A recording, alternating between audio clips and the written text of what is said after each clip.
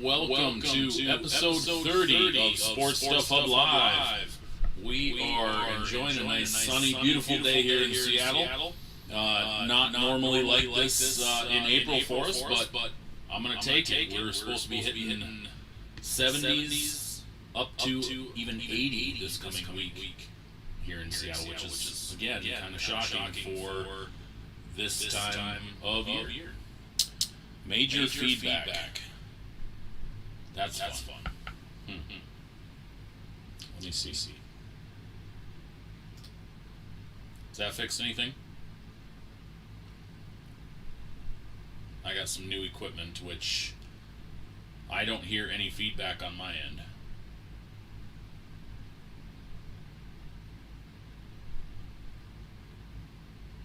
Better? I don't know why it did that. Is it only when I talk, or was it just straight through? Okay, perfect. So yeah, beautiful weather here in Seattle, and that's kind of unusual for April, but hey, I'm gonna take it. Some cool stuff, some cool updates. We have the full-on brake station up and ready to go for tomorrow, just as kind of a preview for you guys. It's nice because I've got both cameras up now, and it's as simple as this to change over to the brake camera. Boom. Boom. Instead of having to adjust and use a different camera, now we're golden. So I'm going to actually minimize this while I'm thinking about this. But that is how it's going to go from now on. We've got a separate microphone now because the microphone on the built-in for the cameras was not very good. This one's okay, but I've actually got a really nice one that I bought about a month and a half ago, but I'm going to wait and set that one up until we get the new studio built, because it's a full-on stand it's the big round, more for like a studio. But I'll probably use that one more for the podcast anyways. Because it's kind of, like I said, it's bulky, and this one is right here. And if I get a little closer here, the smooth sounds of Ryan, which I will probably at some point put the mic up closer here, because it sounds, just me listening to it right now, a million times better. I just unfortunately don't have a mount for it right now. When the studio is all done, I will have a microphone right here 24/7. Well, not 24, but you know what I mean. I do like that, though. Wow, that sounds nice. I gotta put this... Wow, that is a huge difference than going way down here. Huge difference. Maybe I'll just hold it like this. I like this. It's almost like back to my radio DJ days. You're listening to Bison Thunder Radio.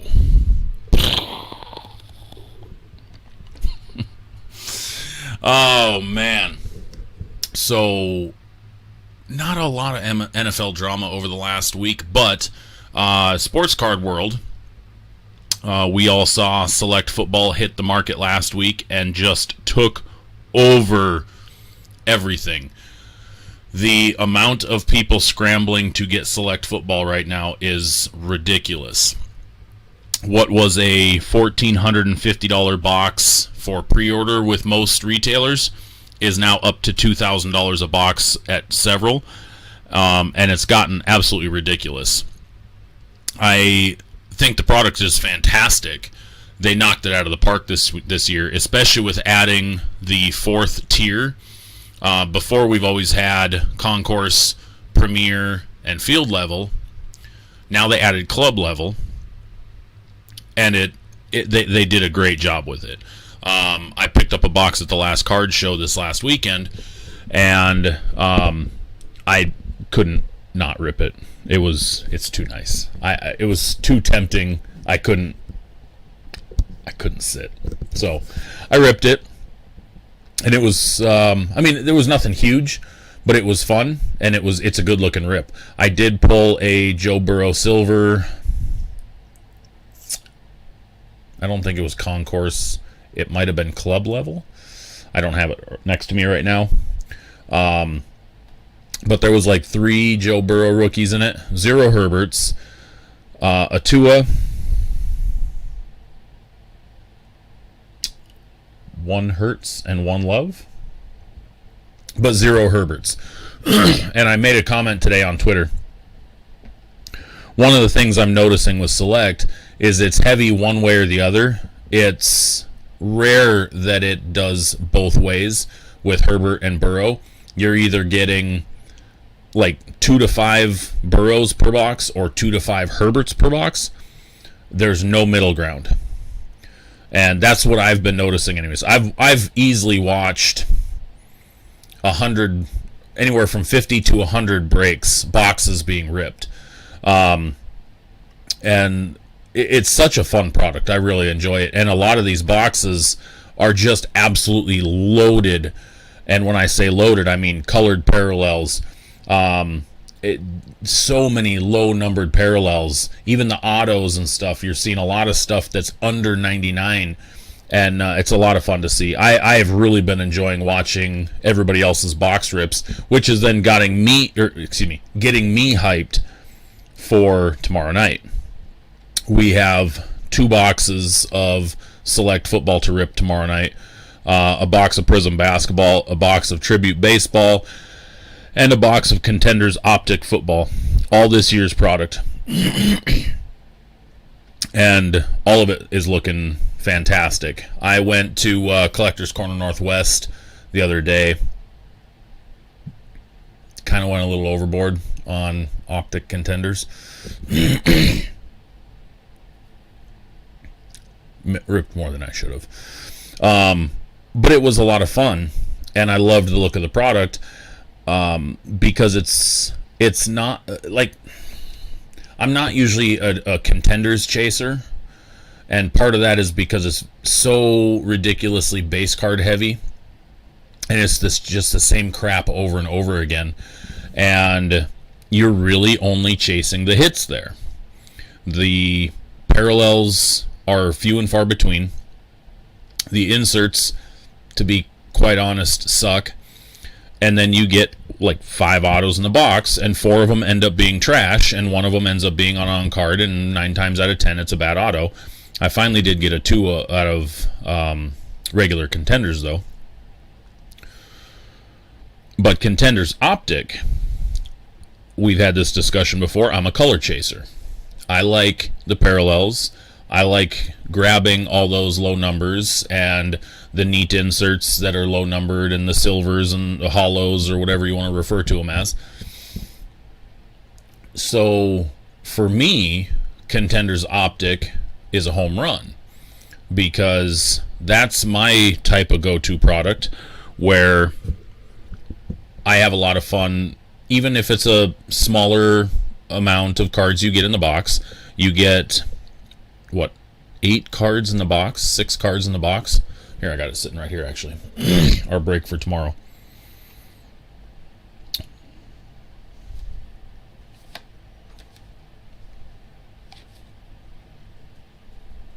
It doesn't actually even say. Oh, here we go. Nope, that just says Derek Carr. Find 2 autographs and 1, including 1 on card.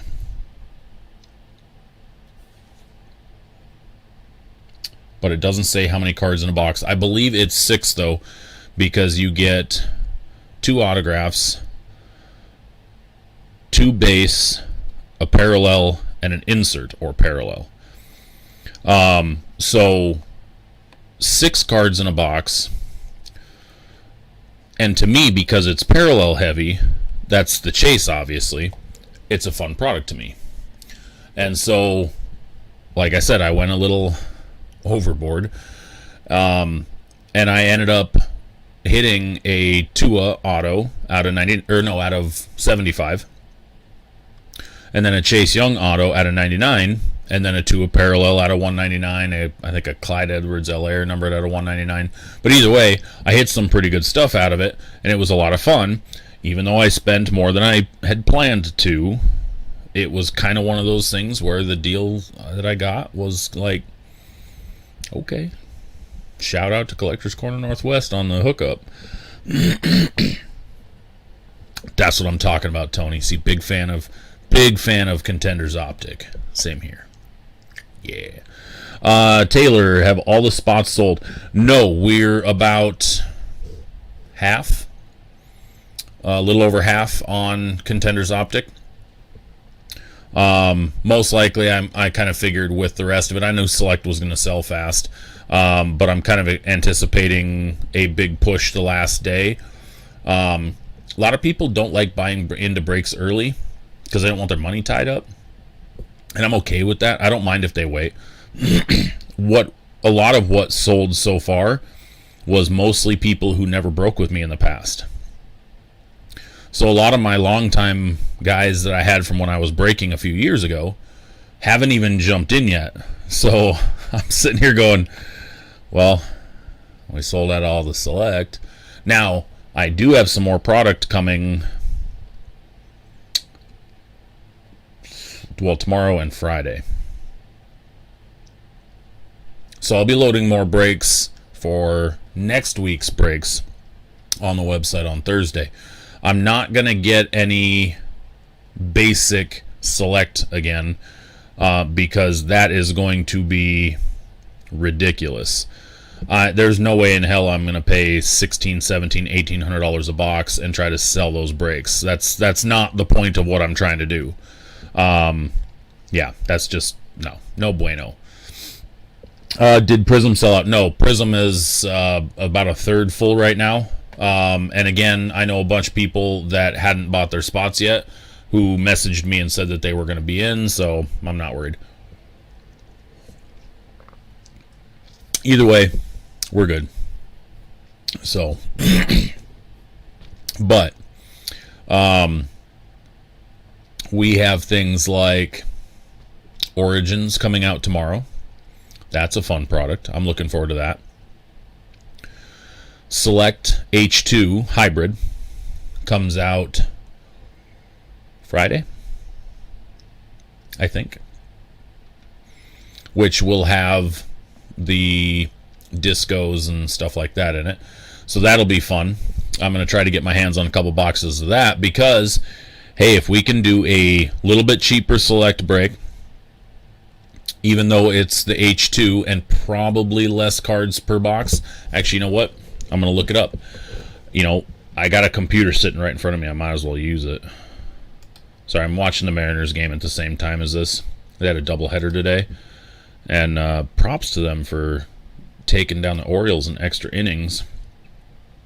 But right now, they is losing the second game. Mid-sixth, they're down 6-4.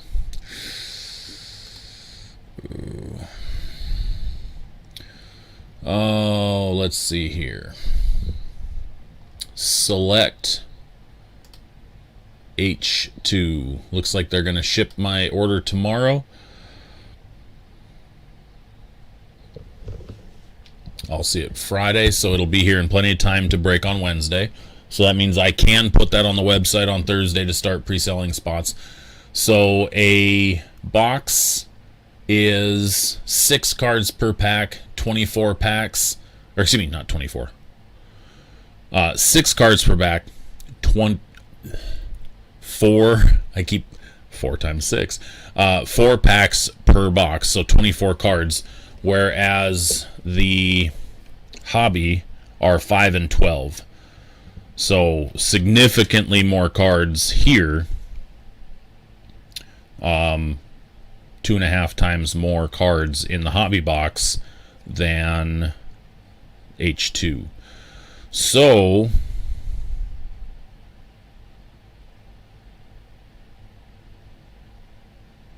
looking at what I paid for this versus what I'm paying technically tomorrow for Select H2, I might be able to make that break even cheaper because I'm paying a little bit less for these, obviously. Oh, can't wait to get my accounts back at full speed. That'll be nice. So, select H2, expect a break.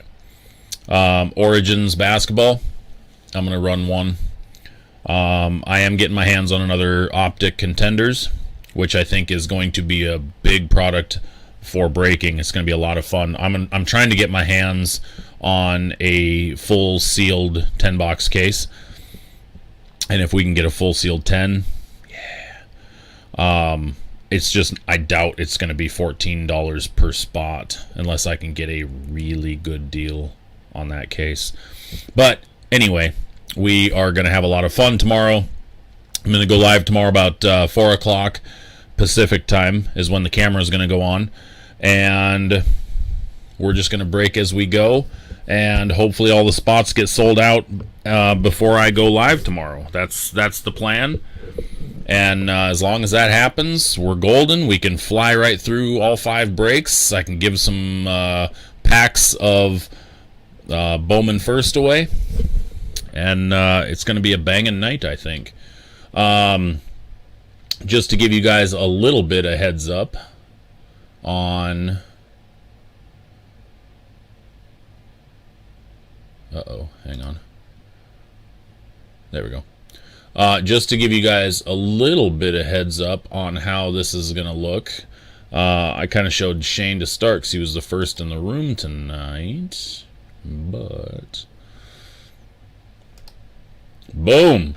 Changing right over to the break camera because I got the second camera up and running. Functional, streaming for both. The only thing I got to do is just adjust my screen as where I'm going to actually have the camera pointed. That's kind of what tonight is a test run to see how the cards are on camera and how much room I'm going to need. And yeah. Microphone, 2 cameras. As soon as we get the studio built, I'm probably going to get another 2 cameras because we're going to have some people in studio. It's going to be a lot of fun. So, big things happening. Over into the world of sports. Oh, wait, what do we got? I got a game at 6 p.m. tomorrow, so hope I can catch up. Well, we're going live at 4, David. So if you can catch it beforehand a little bit. But otherwise, yeah, it'll be up so you can actually rewind and whatnot during it. And on as long as YouTube doesn't have any problems with editing, I'll have all the breaks posted probably the next morning. Like I said, it all just depends on YouTube's editing. Oh, let's see. The world of football. We did have one development today.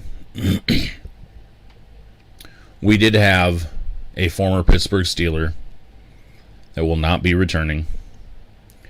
James Conner has signed with the Arizona Cardinals. I'm saddened, but I'm happy for him. I think it's going to be a great opportunity for him. I think he's actually going to have a big season. So if you're not aware, Kenyon Drake did not return to the Arizona Cardinals this year, or for this year. He, in fact, is now with the Raiders, leaving Chase Edmonds as the primary running back in Arizona.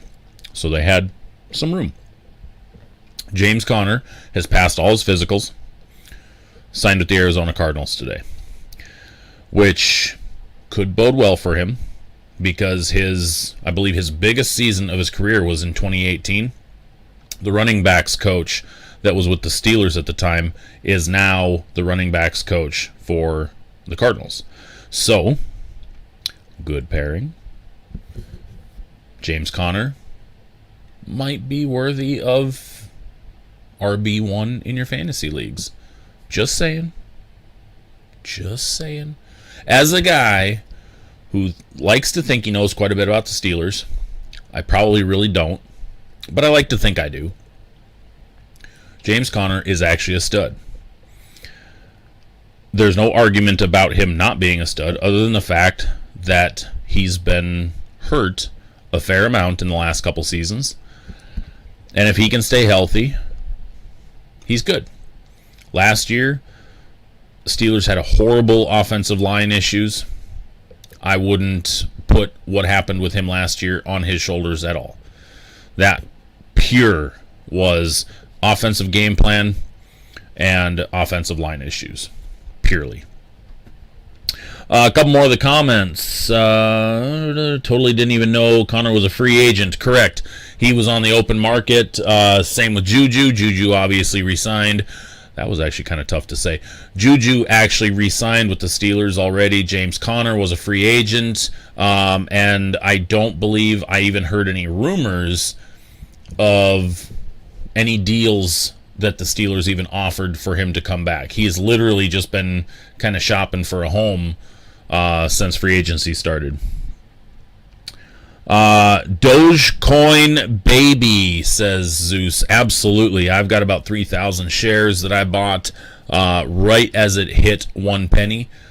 And I'm not an investing expert at all, and I don't ever give people investing advice. But thank you to the people who referred me to Dogecoin, which Zeus would be one of the two main contributors to my doginess. Ivan at Watch the Break, some of you guys are familiar with, was also another person that I had extensive conversations about Le Doge. And I ended up pulling the trigger at about 1 penny per. I think it was a little under.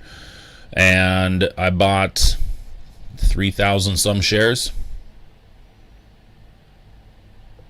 As of today, it's like $350 or $360 worth now, and it was I didn't even spend $50, so pretty happy with that return. Let me take a look. I'm going to pull up my Robinhood account. Free plug for Robinhood. It's actually at 11 cents per share right now, and I own 3,608 shares. If you can see that right there, 3,608 shares. Didn't even cost me $50. I'm a hold the line guy with the Dogecoin. I don't know crap about investing, by the way. Zero. Don't know anything about it. Downloaded the Robinhood app just to buy that a couple months ago. So, don't take my advice on investing. It's not what I'm here for. I'm here for sports, baby. Sports, baby. So, yeah, James Conner, congratulations on your contract. Wish you well. And again, I think the Cardinals are going to be a good fit for him. That Cardinals team is looking stacked this year. Holy crap. They are going to be a contender. I mean, yeah, AJ Green has had his injury issues, but when he's on the field, he's still dynamic. You put him with DeAndre Hopkins, and if Larry Fitzgerald does come back, the ageless wonder, Kyler Murray, James Conner, Chase Edmonds. That's a damn good offense. And they've got a good offensive line. And they've got a pretty good defense, picking up J.J. Watt this year. Could you imagine? Because a lot of times this happens. A lot of... Yeah, Christian Kirk. That's another one. Good one. There's actually... A lot of times you'll see where players and coaches tend to shift between two teams, or you'll see a lot of transactions that tend to happen between two specific teams. For the last 20-ish years, the Arizona Cardinals and the Pittsburgh Steelers have actually done a fair amount of trading of players without trading players and coaches. if you remember, Ken Whisenhunt took the Arizona Cardinals to the Super Bowl against the Pittsburgh Steelers with Kurt Warner as his quarterback. Ken Whisenhunt used to be the offensive coordinator for the Pittsburgh Steelers. When he went to Arizona, he took Russ Grimm, offensive line coach, with him to Arizona. Then you had a bunch of players that shifted over, guys like Larry Foote, James Ferrier all played there. Richard Mendenhall ended up going there for a season. So you see a lot of guys that have bounced over one way or the other. Steelers have also gotten a few of the former Cardinals players as well. Bruce Arians, when he unofficially retired, he used to be the offensive coordinator for the Pittsburgh Steelers as well, and they kind of forced his retirement upon him. And then he came back, and he was the coach for the Colts. He was the interim head coach because he was the offensive coordinator, interim head coach for the Colts during the Chuck Pagano cancer era. Bruce Arians went on to be coach of the year because he led them to the AFC Championship game, I believe. And shortly thereafter, he took the head coaching job in Arizona. So another Steeler to Arizona Cardinal, which then created even more players shifting over. And we still see it happening today. It's actually kind of fun to see, and kind of one of the reasons why I do cheer a little bit for the Cardinals to do well, because they end up with a lot of our guys. Correct. Joey Porter actually did play a season there. Joey Porter, though, spent the majority of his non-Steeler time as a Dolphin. But he did play one season with the Cardinals. So anyway, Arizona Cardinals look like they could be dangerous this year. But again, it's all on paper. We have no clue what's actually going to happen. So in a couple minutes here, we've got a special guest joining us. We have Mark Magana, and he will be with us probably within the next, let's see what time I got him for, 6:30. He'll probably be with us here in the next minute or two. Hopefully he hasn't messaged me telling me he can't get on, because it is 6:20. Okay. But so he should be here any minute. We've got a lot to go over tonight. So him and I tonight are going over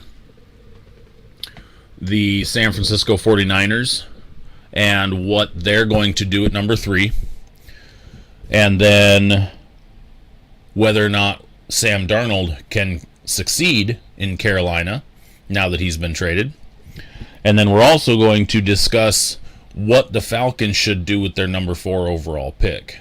So we're going to be breaking all that down tonight. Mark's probably going to be on us with 45 minutes tonight. And then to end before he leaves, if we get time, we're going to try to push through this. We're going to talk a little bit of Lakers to end, because Mark's a big Lakers guy and he covers the Lakers in his Dropping a Dime podcast. So we're going to try to get into that as well. Hopefully we have time. I know a lot of times when I bring a guest on, don't always get time to hit the non-football sports talk that we're aiming for. I know we've had that issue with Dean a few times where Dean and I will be going back and forth, and all of a sudden, oh crap, we didn't get time to talk about the Mariners at all, or the Rainiers or anything like that. So it's hopefully we get time tonight. So it looks like we got Mark on, and I think we're ready to go. Mark, give me the thumbs up if you're ready to go. Can you hear me? Perfect. So, ladies and gentlemen, a man who is featured in Red Cup News, been on the Pro Football Network, Fox Sports, Bucks Reports, and the co-host of the Droppin' a Dime podcast. Ladies and gentlemen, give it up, Mark Magana.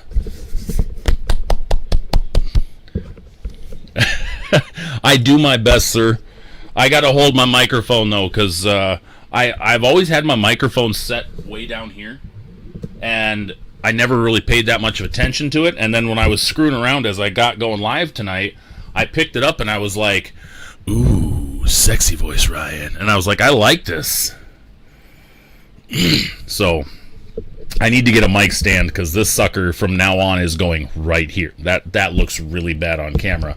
It's going to go right here every night from now on. Uh-oh. Oh, hang on. They're saying they can't hear you. Hang on. Uh-oh. I can hear you.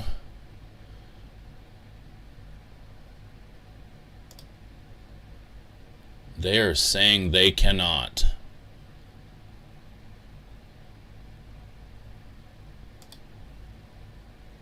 Did that help at all?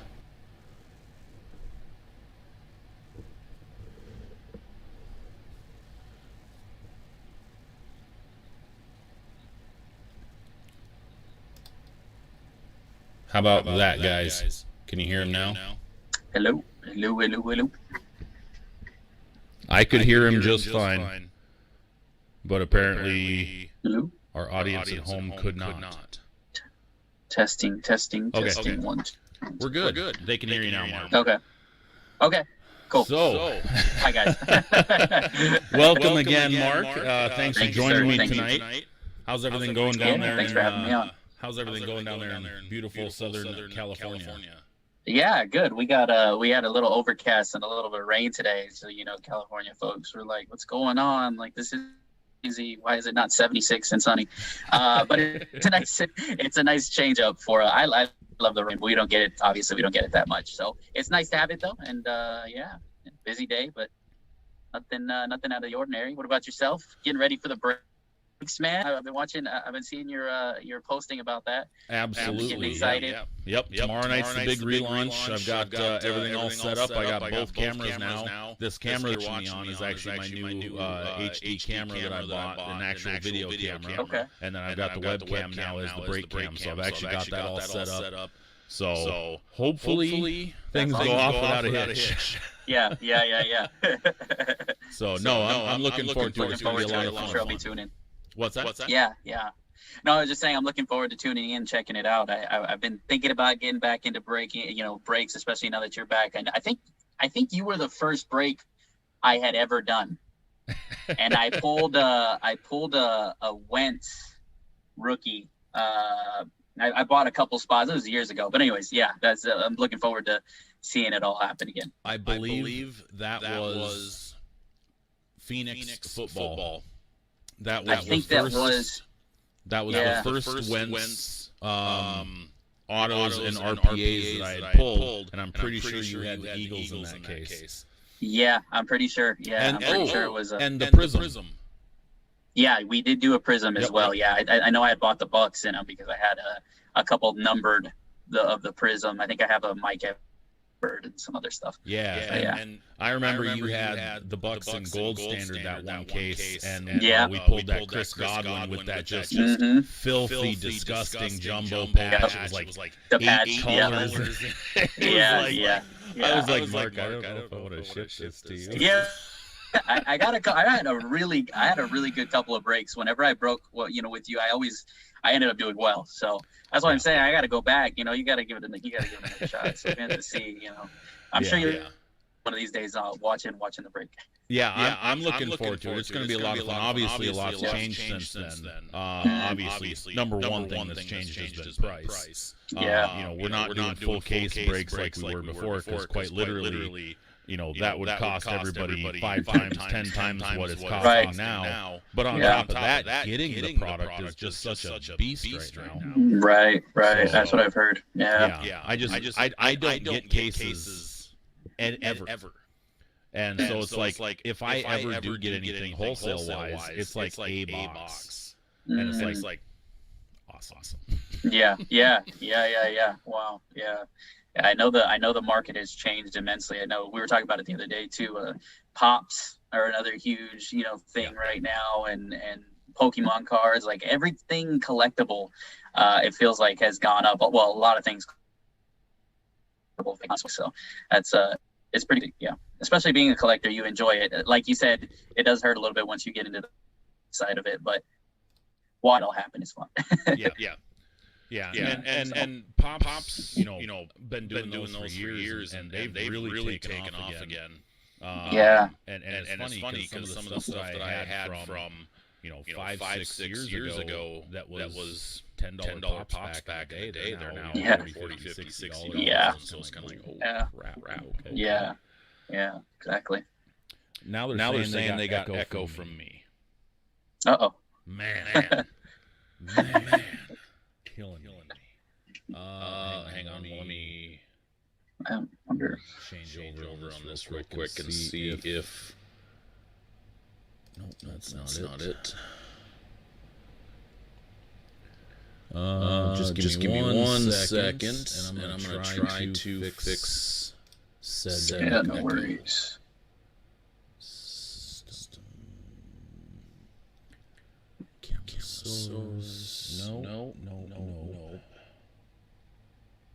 No.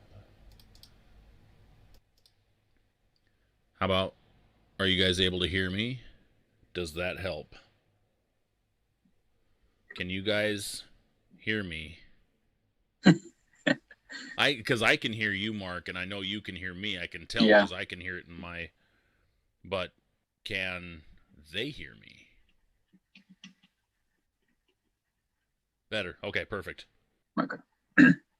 Playing with settings and pushing buttons sometimes fixes everything. Yeah. I don't know what I just did. I found a microphone icon and I clicked it off. And now it's working. You're good? Yeah. All right, so let's get into some football talk here, Mr. Magana. We're gonna cover a few things here, and I know we were talking about this before. Starting off tonight, let's talk the 49ers with their trade up at number 3. Yeah. Now, general consensus around the NFL, obviously, and I think outside of the NFL even, is that Trevor Lawrence is going number 1 overall. Yeah. And then it also sounds like number 2 overall is going to be Zach Wilson. Yeah. I don't know if there's any debate about that. Is there in your mind? Should there be? No. Is there? Probably. I mean, I'd say maybe a little bit of debate with Zach Wilson at 2. I like Justin Fields a lot. So maybe there's a little bit of a debate. Trevor at 1, I don't think is a debate. I think 2, I could see why they go Zach Wilson. Justin Fields a little bit more than Zach Wilson. I can see why they go Zach Wilson. And then I think 3, like you said, 3 is probably the first real, quote unquote question or foggy situation as to what's happening there. So, and here's one of the odd things that I've been hearing, which blows me away. Let's see, we're in April. So for the last 4 months, the general consensus was that Justin Fields was the number 2. And then around mid to late February, Zach Wilson all of a sudden starts shooting the up number boards. 2. Yeah. Well, now over the last week to 2 weeks, I'm now hearing reports that if Justin Fields isn't drafted 2nd overall, he could potentially slip as much as down to 10, which blows me away how a guy goes from literally being one of the top college quarterbacks and a potential 1-2 candidate to being the number 10, and there hasn't been a damn game of football that's been played by him. Yeah, he did nothing to get there, only just show out at his pro day. Right. Pretty much, and that's confusing. It doesn't make a whole lot of sense to me either. I don't know it. Every year at draft season, it seems like we do this with different guys. I don't know if NFL teams overthink it or if new thing that they come up with that they didn't know during the season. But I mean, watching Justin Fields play and then watching his pro day and then hearing his unofficial 40 time, I know we had some crazy 40 times for a lot of people this year. And so I think that's definitely a question mark, but still, even if it's not exact, in the ballpark of how fast he ran as a quarterback is pretty incredible. And I don't really know what he did to drop in the minds of people in the NFL, but it seems like he just did. So it's an interesting conundrum there. I'm not really sure why. But to me, I like Justin Fields as a better prospect over Zach Wilson. And that's not really an indictment of Zach Wilson. It's not necessarily saying, oh, Zach Wilson isn't that good. It's just saying, I really think Justin Fields is that much better. And as to why other teams or teams in the NFL, I guess, don't feel the same way, I guess. So from what I'm hearing from the last couple minutes, then, if you're San Francisco sitting at number 3, and Trevor Lawrence goes 1, Zach Wilson goes 2, it should be a no-brainer then Justin Fields at 3. Yeah, I kind of feel like it should be a no-brainer, but then I think what gives me a little bit of pause is the fact that when you look at what Shanahan has done, where he's worked, he hasn't really worked with a quarterback very much like Justin Fields. Then you have the Mac Wilson of Alabama is, everybody's super excited, everybody's super jazzed on him. He has been another guy that shot up draft boards. And I saw a mock draft just today that had the Niners passing on Justin Fields for Mac Wilson. So, and that kind of makes a little bit more sense. He a little bit more similar to a Matt Ryan type guy, which is what Shanahan has had in the past. And I don't know that Shanahan, from I could see in his recent couple years, dating back to 2013, he hasn't really worked with a guy that's a dual threat like Justin Fields. So maybe the Mac Wilson, is the guy that they're looking at. I don't think it's a smart move, but I mean, how many times have NFL overthink a guy and make a jump? A guy like Mitch Trubisky, Daniel Jones, those guys flew up draft boards, and it seemed like nobody was talking about him. And then, like you said, mid-February, everybody was like, yeah, that's the guy. And then, you see the Bears go do that with Mitch Trubisky. And so it could be a similar issue with Mac Wilson. And we'll see what happens. If it was me, if I'm making the decision, there's no question it's Justin Fields for me. They were 21st out of 32 in points for the Niners last year. And they really struggled. They had a lot of injuries, but they have some weapons there. I mean, there's some weapons there. Obviously Kittle is fantastic. Ayuk, those are some guys, and they have, a couple running backs. So there's some weapons for whoever goes. And the other thing is, when you look at a team that's coached by Shanahan, you don't expect them to be 21st out of 32 in points for. Don't expect that, because he's supposed to be Sean McVay type of mind on offense, right? That was the whole that year that he hired. Everybody's like, oh, we're looking for the next Sean McVay. Okay, well, Shanahan comes and he has a brilliant offensive mind, and then they are 21st out of 32 on offense. And there's more potential there than that, even with the more potential there. So, but they did have, like I said, they did have a tough year with injuries. So. Yeah, they got absolutely decimated on the offensive and defensive side of the ball. They did, yeah. But yeah, I mean, Kittle played in only half the season. Ayuk missed 5 or 6 games. Yeah. Obviously, Jimmy Garoppolo didn't even play in 6 games.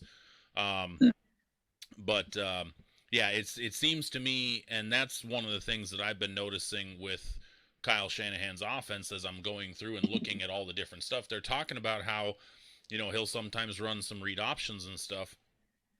And there was a highlight that somebody just posted of CJ Beathard running a bootleg, and I'm like, he's not fast. I mean, he picked up the first down. He picked up like 12, 13 yards.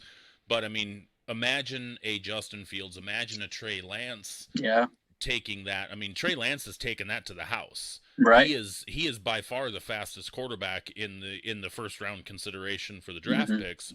Yeah. And he's easily the most mobile. And so the difference is, though, is Shanahan has typically liked his pocket passer. Right. Yeah. And that's going to be, that would be, if Trevor Lawrence, if Zach Wilson, if Mac Jones. So it all kind of depends on either. And that's what it sounded like based on what they traded up for when John Lynch and Kyle Shanahan came out and said, we're content with either of the two guys that we're chasing. Yeah. Doesn't matter which one. Whether it's Zach Wilson or Mac Jones, it doesn't matter. And if the Jets all of a sudden throw a curveball and go Justin Fields, then 49ers potentially looking at going with Zach Wilson, and they get an upgrade over the guy that they currently, I believe, are in for, which would be Mac Jones. Yeah. And that's why. Yeah, that's what gave me pause too, because I think if you look at talent wise, you see Justin Fields, I think, is at the very least as talented as Zach Wilson. But then you have that question of, Shanahan not really, like you said, Shanahan not really working with the dual threat. He likes more of a Matt Ryan type of guy. And so, yeah, that kind of tells you that I think the Niners are most happy in that situation that you just said, where the Jets take Justin Fields and there is Wilson and they're stoked. They run up to the podium and pick him.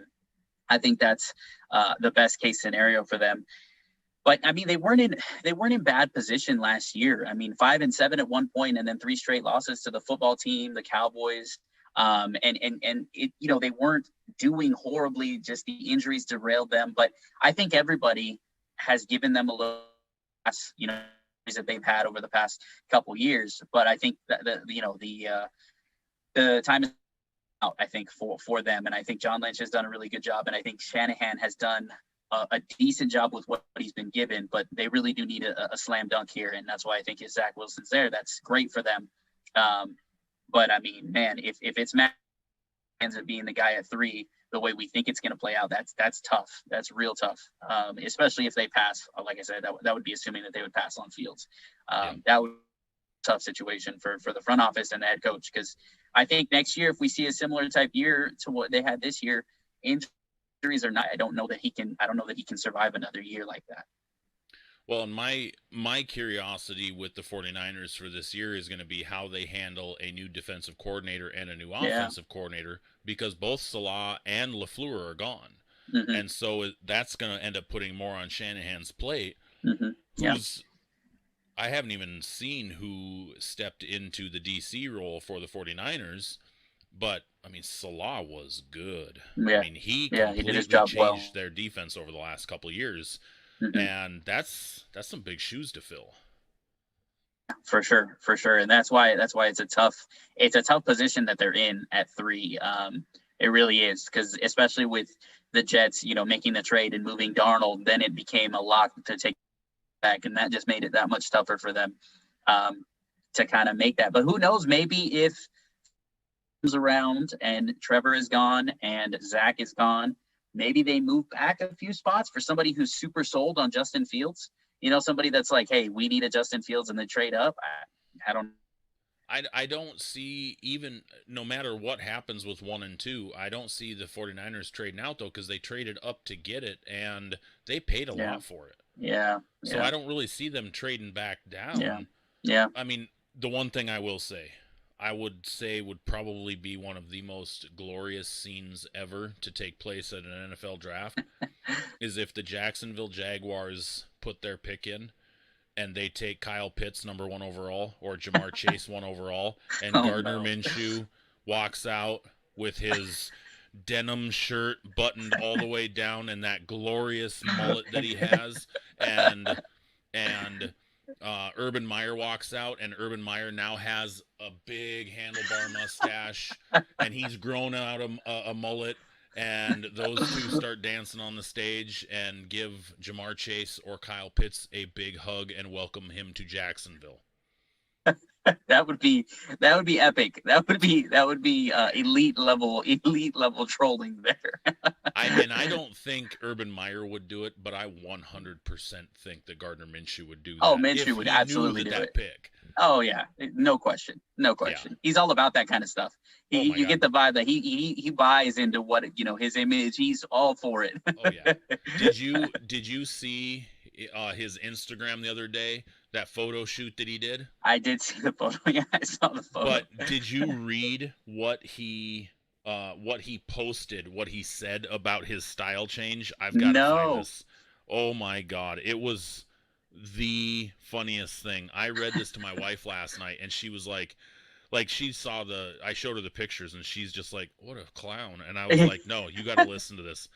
And she just busted out laughing. She goes, okay, what he said just made it sound a million times better. Is on his Instagram. I'm just going to read this because I don't have it handy to post up on the screen, but he puts, yesterday we said goodbye to the dirty diesel drapery, which is referring to his hair and the way his mustache was.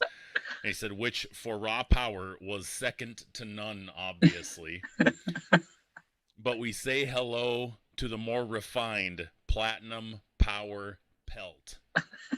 Meticulously crafted for a sleek and aerodynamic design, the pelt is built not only for speed, but also for pleasure. That guy I put love that it. on his I love freaking it. Instagram He's with hard the. not to like, man. Oh, I know, and it's like to me. So I'm not a. I know I live in Washington, but I'm not a Husky fan. I'm not a Mm, Coug fan. Obviously, everybody that knows me knows I'm a North Dakota State Bison. right. So I don't usually pay attention to a lot of the college football in Washington. And so to me, this guy comes out of nowhere to the Nowhere. Jacksonville Right. Right. Jaguars, and I'm like, what the hell is this guy? And That's funny. immediately I'm like, I like this guy. He My is guy. Yeah. hilarious. Yeah, he is. He is. Absolutely hilarious. But Yeah. anyway, getting off topic, I just thought that was No, you're great good. That's hilarious.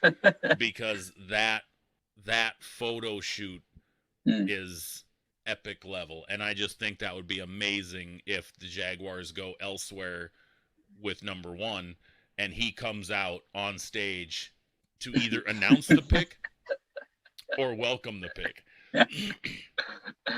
Now, That's funny. I will say that I would probably say it would be the biggest letdown in NFL history if any other position other than quarterback goes number 1 overall in this draft. Yeah. With how much hype Yeah. has been put on Trevor Lawrence Mm-hmm. and how much hype has been put on the other 4 quarterbacks that are really being considered in the first round, if any other position goes number 1 overall, that would go down in the record books for the biggest letdown in NFL history for number 1 overall.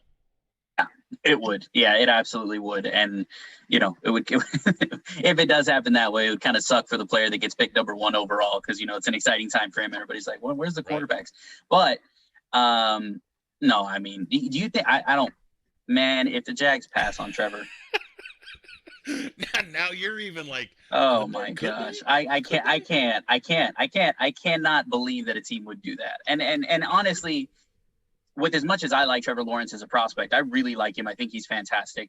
But even setting aside that as to what you see in the player, if a franchise that needs a quarterback passes on what a lot of people are considering is one of the best over the past couple of years, or, setting aside personal opinion about him, if they pass on him, I mean,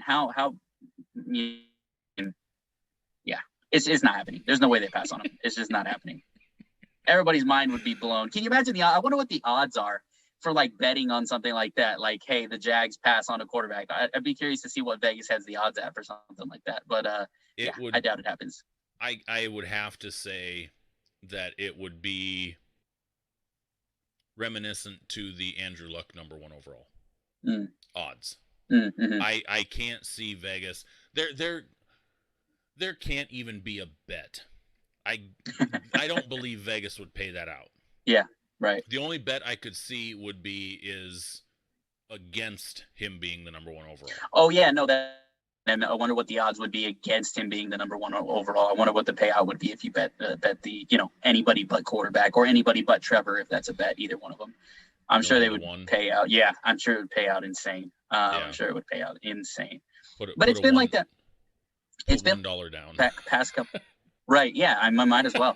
But it's been like that for the past couple drafts. I mean, where usually by this time, there's some, smoke screens and, hey, is it this guy? Is it that guy? But for the most part, we've known who number 1 was going to be.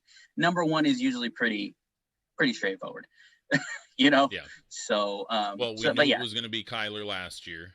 Yeah. And then, year before, sorry. We knew it was going to be Burrow this past year. Last year, yeah. And now, granted, I think Burrow's a tremendous quarterback, and I've stuck by this because I don't always like to see a team go quarterback number 1 overall, because typically there's a reason why the team is the number 1 overall pick unless they traded into it. Yeah. But I didn't think that they should have gone Burrow. I think they should have built a team. They should have gone Chase Young first, because that defense would have been able to handle it in the AFC North at that point. Right. And Burrow ended up getting hurt. Yeah.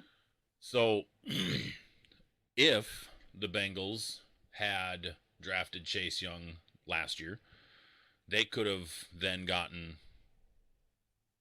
Trevor Lawrence this year, maybe, because they could have Right, been the right. number one overall. Been Because worse, yeah. they would have pranced Ryan Finley out there to get his ass handed to him last year. Yeah, yeah. But who knows? But well, I mean, and aside from that, then the year before we had Baker Mayfield, and the talk was potentially Baker Mayfield or Saquon Barkley. Mm-hmm. And then we had who was one overall in 17? Was that 17? because that was the year with Daniel Jones? No, that was the year with Mahomes. So was it 17? Man, jeez. Let's see. I'm drawing a blank. That was the Yeah, me too. because Trubisky went third. Right, that's what I was trying to but I can't see. Myles Garrett.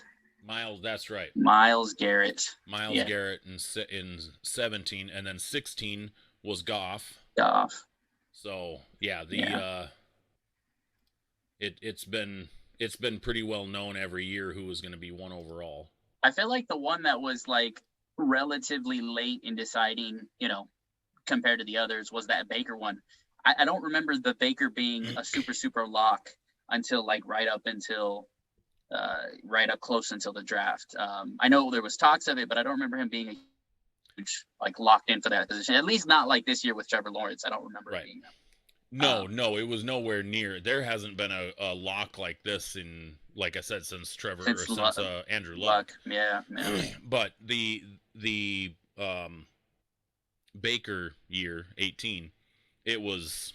I remember this one vividly because I remember even writing the little note for like in draft day, and I was like Saquon no matter what, because I thought Saquon would have been a better fit for them to put a run game together and then draft a quarterback either beginning of the second rounder or wait until 2019 to draft a quarterback and build a little bit more of a team around him. Yeah. And obviously Baker had his struggles early on, and they had a rough 2019, but they seem to be turning it around. Yeah, definitely do. Definitely he looks to be getting better, especially. So. Yes. Yep. Yeah. Okay, so moving past 49ers. Yeah. Next topic that we were going to talk about was, can Sam Darnold, speaking of quarterbacks drafted in 2018, can Sam Darnold be successful with his new team, the Carolina Panthers? Yeah, I absolutely think so. I mean, we talked about it the last time I was on. I'm a big Sam Darnold fan. And then you take him to an offense that they got some pieces there. McCaffrey only played 3 games here. They got DJ Moore. They reunite him with Robbie Anderson. Robbie Anderson had his best years with him in terms of touchdowns, not yardage, but in terms of touchdowns, he had his best years with Sam Darnold throwing the ball to him. And now there's a legitimate, I guess it depends on how there's a legitimate 2, there. If it's Robbie Anderson or if it's DJ Moore, however they line it up, because I think either of them can play the number 1 wide receiver. And so there's a good number 2 there. There's a good running game. The offensive line is, has some questions, but not horrible. It's not the worst offensive line ever. And then on defense, they were pretty good last year. And honestly, the Panthers last year were a tough out. They lost 5 games by less than 5 points, right? I mean, they lost to the Chiefs by 2, lost to the Vikings by 1. And then they had 2 or 3 other games where they lose by 5. You give them some of those games, they finish 7-9, 8-8, and that's not a bad year considering you had Teddy Bridgewater who went 15 touchdowns and 11 interceptions, and McCaffrey only played 3 games. Pretty impressive, to be at that place. And like I said, they played a lot of teams tough. So I think that Sam has everything that he needs there to succeed. But a lot of the things that he needs there to succeed, some offensive line maybe, and really help them out there. But they have pieces there that team's not shot to oblivion like it was with the, when he was with the Jets. It's nowhere near that. There's some talent, and McCaffrey as a big option in the league, Yep. Well, and when McCaffrey's healthy, he's one of the best running backs. Absolutely. Absolutely. now Yeah. here's Yeah. now here's one thing that I was doing some digging on outside of obviously McCaffrey. Their wide receivers do fall as Robbie Anderson, David Moore, and DJ Moore are they're going to be their three most productive. Yeah. Outside of that, so they have 7 other wide receivers on the roster other than those 3. Those 7 other wide receivers on the roster have not put in more than 3 years of service in the NFL so far. Mm-hmm. So a lot of inexperience on that team. But the question is, can those 3, which will be their top 3 unless they draft the main guys, are those 3 capable of putting up 4,500 yards between the 3 of them? Because they're really going to need that almost between the 3 of them. Yeah, and they were 24th in scoring last year. That's I feel like it was a big part of their problem. 24th in scoring and still losing 5 games by less than 5 points. That goes back to what I was saying about the team itself. But those 3 games, I mean, those 3 guys, definitely need to put up numbers. But then the other thing is, too, they can address it in the draft. Even if it doesn't go round 1, even if they don't go round 1 wide receiver, they can go round 2, and there's still some guys. The top half of the wide receiver draft is heavy. It's stacked, and those guys are going to go early, but there's still some talent in the second round, and even in that you can get at wide receiver and put around him. And then the cool part about it is the guy that you draft in the second or third round can be your 4th wide receiver. He doesn't necessarily have to come in and play 95% of the snaps. He can get in there and give you some solid snaps, or maybe another guy they can go get is another multi-purpose back, like a Kylan Hill type of guy out of Mississippi State, somebody that can kick, do punt returns, do some kick returns, get in with McCaffrey, provide an extra threat. Obviously, McCaffrey's going to get and eat up a lot of the snaps, as he should. But just giving him weapons is going to be a priority for them, I think. Weapons and protection, of course. But I think that those 3 guys, I think they can make it work, especially with how big of a receiving threat McCaffrey is. That changes the whole dynamic of it, because you can't as a defense, you can't just put man up on the wide receivers. You have to put somebody good on McCaffrey, and a linebacker is often a mismatch. The safety is often a mismatch. It's kind of the same situation when you look at a big tight end like a Gronk or in his prime. Those type of guys create mismatches for the defense, and it's an extra receiving threat. And McCaffrey's the same way, just a little bit of a different type of match than Gronk is, obviously. Well, and you bring up the tight end, which was going to be my next point, so perfect segue into it. So they have 5 tight ends on their roster currently. Outside of Dan Arnold, who they just picked up from Arizona. Dan Arnold's in his 5th year. None of their other tight ends are, again, more than 3 years in the NFL. So, again, we have a young group. Yeah. And Dan Arnold isn't exactly a massive receiving tight end. He's been known more as a blocking tight end. His biggest year was 31 receptions in the 5-year career he's had, and that was in 2020. And that was with a obliterated wide receiver core with the Cardinals. And so he was kind of forced into that role. Yeah, because they had no other receiving tight ends that were healthy for half the season. So my opinion on this is they definitely are going to need wide receiver tight end help, because if they do end up with, because they're the number 8 pick, if they do end up with a stud young wide receiver, or I don't want to say Pitts, because I don't believe Pitts is going to be there at 8, but if they end up with a Pitts-esque type of tight end, that takes a lot of heat off the wide receivers as well, because now you have a multifunctional running back, you have 3 capable wide receivers, and then you'd have a capable receiving tight end, which is where even if they went out and signed a good receiving tight end, could pay off huge for them. And that's not even. Then they can go and draft offensive line. Yeah, and that's not even mentioning some of the cuts. You know how it's going to be. You know how it's going to be right before the season starts. You got the preseason cuts. Week 3, week 4 of the preseason. Depending on if we have one or not, you'll see some cuts, and there'll be some guys. I feel like what they're looking for is more of a mid type of a receiver. The first guy that pops to my mind, just familiarities is Adam Humphries. What Adam Humphries was for the Bucs in the years that he was there. He was a third down guy, move the chains, slot kind of guy. DJ Moore and Robbie Anderson can really stretch them. I'm not sure David Moore is exactly that mid type of wide receiver. He's a bit of an interesting fit with those guys because he's more of a bigger body. But I think if they can get like a mid type of a receiver that's going to give them, in that 6 to 9 yard range on. He's going to run those short, outs. He's going to run those short slants, that type of stuff that's going to move the chains. Then that offense is in a good position.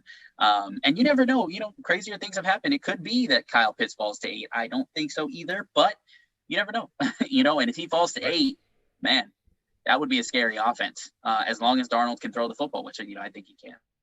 Well, and some of it's going to boil down to what the Falcons do with the number 4 overall pick, which then leads us into the next topic of conversation. We're staying in the AFC South, or the NFC South here. Yeah. Where are the Falcons at with the number 4 overall? Should they trade out? Why or why not? I mean, listen, I think the first question that you have to ask, and I think it's been pretty clear, is that they believe in Matt Stafford. No. They believe in Matt Ryan, and I think that's something that's been pretty clear. I think that's been made clear. Dirk Cutter, very familiar with him. They've been around a long time. They believe in Matt Ryan, and I think that leads them to possibly trading out to add things, because I don't think they think they're as far away as everybody else kind of feels like maybe they are. But weapons-wise on that team, I mean, geez, Calvin Ridley, Julio Jones, it's not have some weapons on offense. They've spent some picks on the draft, some picks on the offensive line in the draft over the past couple years.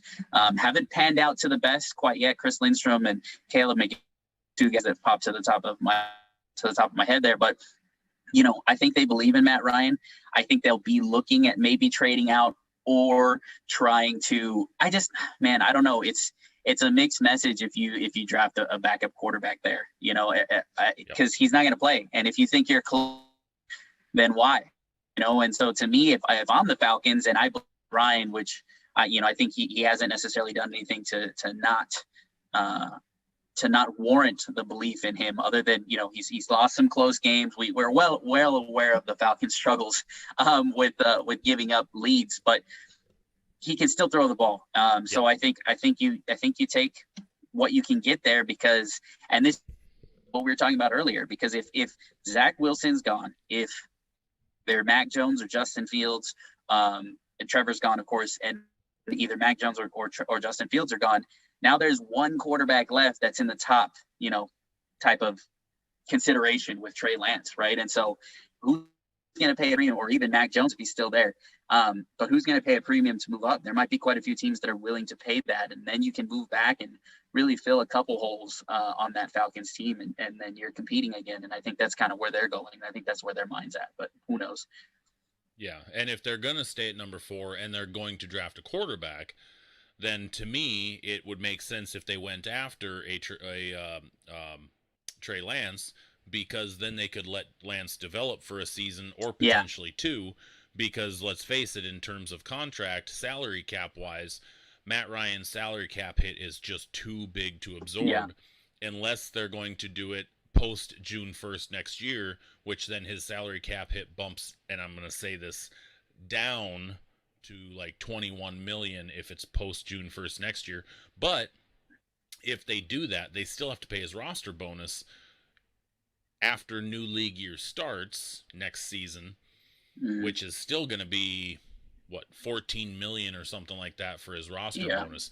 So he's either way, he's carrying a lot of money. Yeah. And the only way you're going to draft a quarterback at 4 with that type of commitment to their current quarterback is if it's somebody that they're anticipating learning for quote unquote developmental. Yeah. But how do you sell that to your current starting quarterback? Yeah. I mean, so here's some stats that I dug into for the Atlanta Falcons. Number 1, Matt Ryan was sacked 41 times in 2020. That tells you that they need offensive line help. Right. Who's the number 1 offensive lineman in this draft? Sewell. Right? Okay, Sewell is a tackle. The Falcons' offensive tackles, starting offensive tackles from 2020, allowed only 7 of those 41 sacks last year. Interior O-line. Right. So Sewell's not the guy. Right. So you're not wasting the number 4 overall pick on a guard that you can pick up in the second round. Right. Right. And that's where I'm going, well, shit, what do they do then? Kyle Pitts.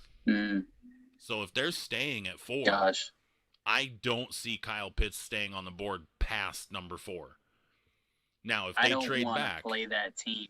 I don't want to that? play that team twice. I don't want to play that stinking team twice, man. Can you imagine Kyle Pitts, Julio Jones, Calvin Ridley? Oh my! And Mike Davis running the rock. I'm good. Don't say that. Let's pretend that didn't just get said, because then I got to play them twice. And I don't want to. I'm looking at this Let's say they draft a backup quarterback. What I want. I'm literally looking at this as I was breaking all this down the last couple of days. I'm looking at this going, my God, they literally have just set themselves up to have a monstrous offensive multi-headed weapon here that is going to be tough for any team to stop. Yeah. And I don't care who's throwing the ball at this point. If you have those 3 guys catching passes, you could have freaking Teddy Bridgewater throwing them the ball. And I need to go back and look at the 2020 film of all the sacks, the 41 sacks Matt Ryan took, and look and see how many were coverage sacks or how many were outside of the pocket where he just either held the ball too long or shifted out, or how many of them were Todd Gurley not picking up blitzes. Yeah, and I will say too, the familiarity that I have with Dirk Cutter, having coached Jameis and being a Bucs head coach for years, the offense that he runs oftentimes takes quite a while for the wide receiver route to develop, and that often can lead to the quarterback having to hold on to the ball for a long amount of time. And if you're holding onto the ball, obviously you're going to get sacked. And, we're talking about Matt Ryan, probably one of the least mobile quarterbacks in the league. So that doesn't help much. I mean, Jameis is pretty mobile for what he is. He's more mobile than Matt Ryan, at least. And we saw him take a lot of sacks under Dirk Cutter, and it was a common theme. And every year we were like, on the one hand, fans were always, because you see the sack numbers and you're instantly like offensive line. But once you dive into it a little more, you're like, wait a minute, these routes are like 28-yard routes, and we're supposed to have them develop in 5 seconds. You're supposed, you have the offensive line can't just block for days and days. The other guys on the other side of the ball get paid too. So be surprised if when you do dive into that and you see, I wouldn't be surprised if a lot of those are coverage sacks, because it's a common theme with Dirk Cutter and the offense that he runs. And that offense that he had with Matt Ryan under his most successful years brought it to. It didn't work with Jameis Winston. Then he goes back, and I guarantee you he's doing the same thing. They're just running the same thing because they're familiar with it, both of them. So I wouldn't be surprised if you looked at the film and saw a lot of coverage sacks. It would probably be the case. So, I said, with them having spent premier picks on, Lindstrom and Caleb McGarry in the past couple of years, I don't know that agreeing with what you're saying, I don't know that I can see them going offensive line, which, like you said, starts to point towards he who we shall not speak of from Florida. He whose name shall not be mentioned. Yeah, man. Come on, man. Don't do that. Can you imagine the offenses in the NFC South, man? Darnold with DJ and Robbie Anderson, McCaffrey, and then the Falcons with that offense, and the Saints are still nothing to be, Kamara and Michael Thomas alone make that offense pretty hard to stop. So that would be tough. You have 2 of your divisional opponents that are picking in the top 8. Yeah. And they could potentially end up with anybody from Jamar Chase, Kyle Pitts, or Smith. Yeah. And I guarantee you one of those 2 teams will probably end up with one of those guys. Yeah. So it's just a matter of which one and which quarterback's going to be throwing to him. We're going to need Sue and JPP and Shaq Barrett to those guys. And then the edge rusher that I assume that we're going to take at 32, we're going to need them to get there faster. Man, this draft is going to be, it's going to be crazy. I was saying the 2020 draft class could potentially go down in NFL history as one of the best ever. An all-timer. You think so? When you look at, the quarterbacks alone, so we have, obviously Joe Burrow, Justin Herbert, if Tua ends up panning out, obviously Jalen Hurts has already started and he's been electric. Jordan Love steps into Aaron Rodgers' heir apparent. But then if you look at the running backs as well tied into it, Jonathan Taylor, DeAndre Swift, Clyde Edwards-Helaire, and I know there's a couple more, but then you move over to the electric wide receiver class in that draft class. We haven't even touched the defensive side of the ball yet, and we have Justin Jefferson, Jalen Reagor with a lot of potential, Brandon Ayuk, Laviska Shenault, Denzel Mims, who was highly touted coming out of college. Yeah, we literally could be looking at least the best offensive NFL draft class in NFL history. And now we're looking forward at the 2021 class. Yeah. And they're about to potentially put them to shame. Yeah. It's unreal. I mean, when you look at, and I said this, a couple months ago we were having this conversation. I didn't believe that there would be 5 quarterbacks drafted in the first round, because we hear it every year. We hear, A, B, C, D, and E are all first-round graded quarterbacks. They could go anywhere. They could blah, blah, blah, blah, blah. And we see 2 or 3 go. Maybe a 4th later in the first. Yeah. We're looking at 5 in the top 10. Yeah. And I'm sitting here going, okay, I'm about to eat my own words because I didn't believe it was going to happen. And we are a week and a half from it being reality. Yeah. It's just insane. Yeah, it's gonna be wild. It always happens, like you said, it always happens like this because of the overdraft backs we see here. This talking about when we talked about earlier and said that in February, some guys, you never heard of the, guy X, Y, and Z, and all of a sudden he's top 3 on Mel Kiper's big board, and NFL teams are drooling over him, and oh my gosh, his strength, his all of these things, and then we have this overdraft backs, and it happens every year. I don't, specifically in terms of the quarterbacks, I don't see this class being worthy outside of Trevor Lawrence, Justin Fields, Justin Fields. But to me, Zach Wilson, Mac Jones, Trey Lance is really good too, but he's not, I do think he's good, but I don't think he's there yet. I think he does need some development, definitely. So he's going to be a year or two. But those 3 guys, to me, rounding out the 5, it's not a super strong quarterback class, in my opinion. But it happens every year with everybody getting excited about a quarterback. And it goes back to what you were saying too, with these teams drafting like Joe Burrow, when you mentioned the Bengals taking him and how they should have built a team first. I agree with you. Immediately happens is that these GMs and these head coaches, they don't know how much time they have.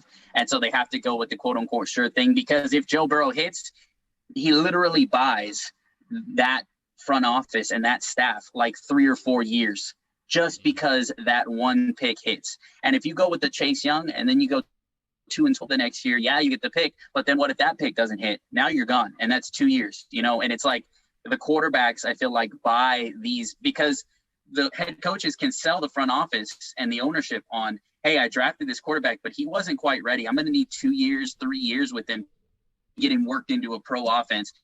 He can sell their ownership on that, and that's why I think it happens so often that teams overdraft quarterbacks, because they need a get out of jail free card. And if they get a guy like Burrow and say, hey, you saw how well he played a bad team, about 3 years, and I can really show you how good he's going to be.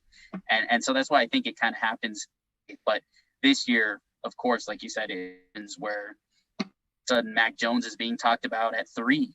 2 months ago, that was not a thing, and now all of a sudden we're like, is Mac Jones going to go at 3? And it somehow seems more likely than he'll go at 3 than Justin Fields. Yep. So, well, and now they're even talking about there's like 2 other quarterbacks out there that they're saying could go late first. Kyle Trask, or not? Trask, the From Hurricanes Florida, quarterback, yeah. and then I who was think that other? he's a Gator. No, Or Trask Gator, was a yeah, Gator, right? Gator. Yeah, yeah. And then God, there was one other kid that they were talking about. I've Are heard they his name. are they What's that? talking about Mond? Yeah, Kellen Or no? Mond. Is it? Yeah, they were saying that potentially he could go late in the first as well, and I'm just like, why? Why? Yeah. You can pick him up in the third.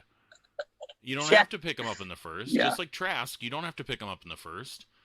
Because if he didn't No. make it through the first round, or excuse me, if he made it through the first round, he's going to make it through the second round too. Through the second round, yeah. So, Yeah.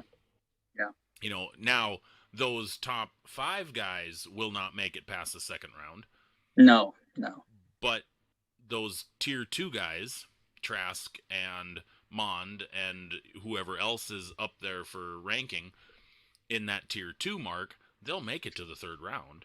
There's no teams that are probably going to grab a quarterback in the second round unless it's a Justin Fields that falls or a Trey Lance that falls or Mac Jones that falls. Those guys will go in the second round if they don't get scooped up in the first. So, question for you then. I'll pose this to you. What do you think, if you had to say today, what do you think is the most likely of the 5 to fall? Mac Jones. Yeah, I think so too. And mostly because he really only has the 49ers that are really envious, we'll call it. But also he's the one who shot up the boards after the college season was over. Yeah. Everybody else was already in talks of being in the top 4. Mac Jones all of a sudden came up because of the national championship game. And that's really what and I'm not saying he had a bad season, but he wasn't, even through December 31st, he was not really in the conversation for being a first-round quarterback. Yeah. And then national championship game mid-January rolls around, and he has a great game, and all of a sudden, bells are ringing, and people are tearing down statues, and all of a sudden going, oh my God, Mac Jones is going to be a first-round quarterback. He needs to go second or third overall. He's better than Zach Wilson. What? Yeah. And now, like I said, and now we're talking about him at 3. It's mind-boggling to me that it's even in the conversation. But so, like you said, I don't think if anybody slides, it's Mac. Yeah. I'm surprised if he slides out of the first round, though. I don't believe he will either. Yeah. I covered this last season about quarterback saturation point. I'm a big Dave Damashek fan. I like Damashek. I had a conversation with Damashek early in this past season. We were discussing quarterback saturation point. And with how many quarterbacks are on the open market or changing teams, how many capable starters, we'll call it.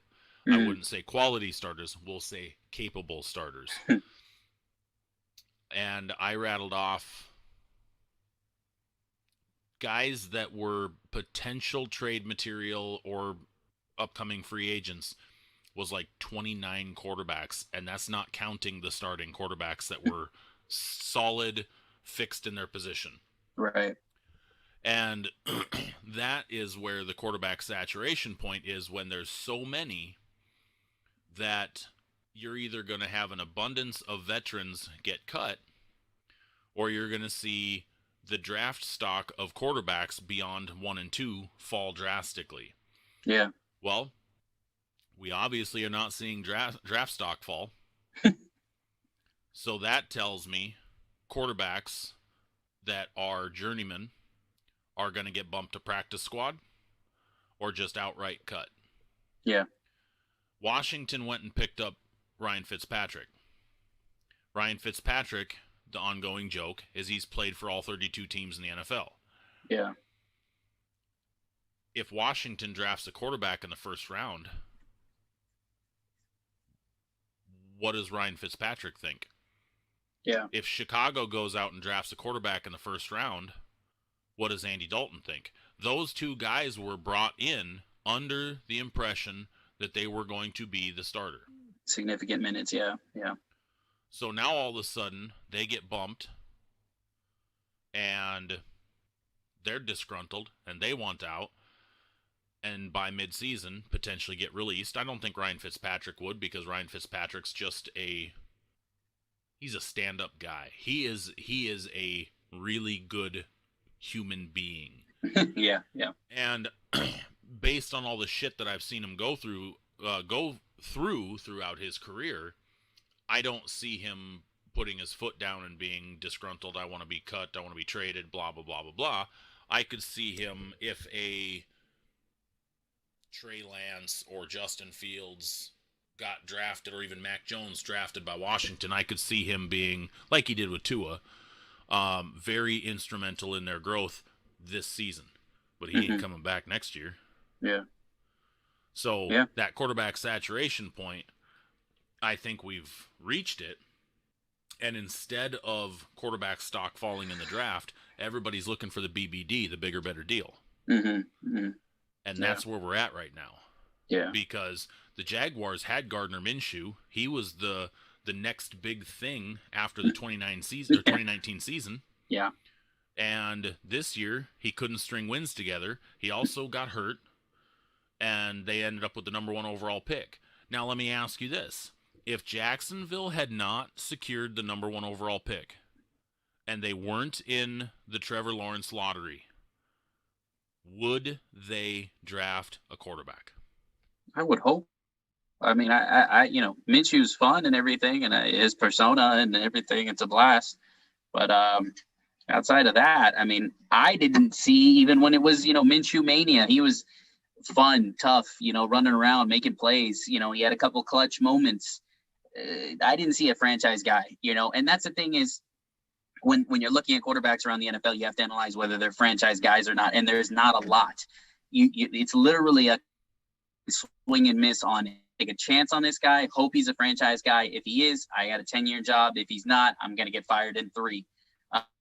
So I would hope if that had happened, how you're saying, and they didn't lock up Trevor Lawrence, I would hope they'd be looking at quarterback. It was, I think you have to look at where Jacksonville was for a couple years. They were ranking dead last, I believe, in tickets sold. They weren't getting anybody in the stadium, and even still, they're struggling to get people in the stadium. But the Minshew thing, the Minshew craze, and all of that, it got some excitement going, and people were watching the Jaguars. Even on the national level, there were people that were excited for the Jaguars and just persona and the attitude and all that. But now that that's kind of faded, it's the magic of that whole thing has kind of faded. Now you got to get back to, okay, let's see if we can find a guy. And so I would have hoped that they realized that and gone quarterback regardless. Even if they had ended up at number 3, I think that they would have had to have gone quarterback.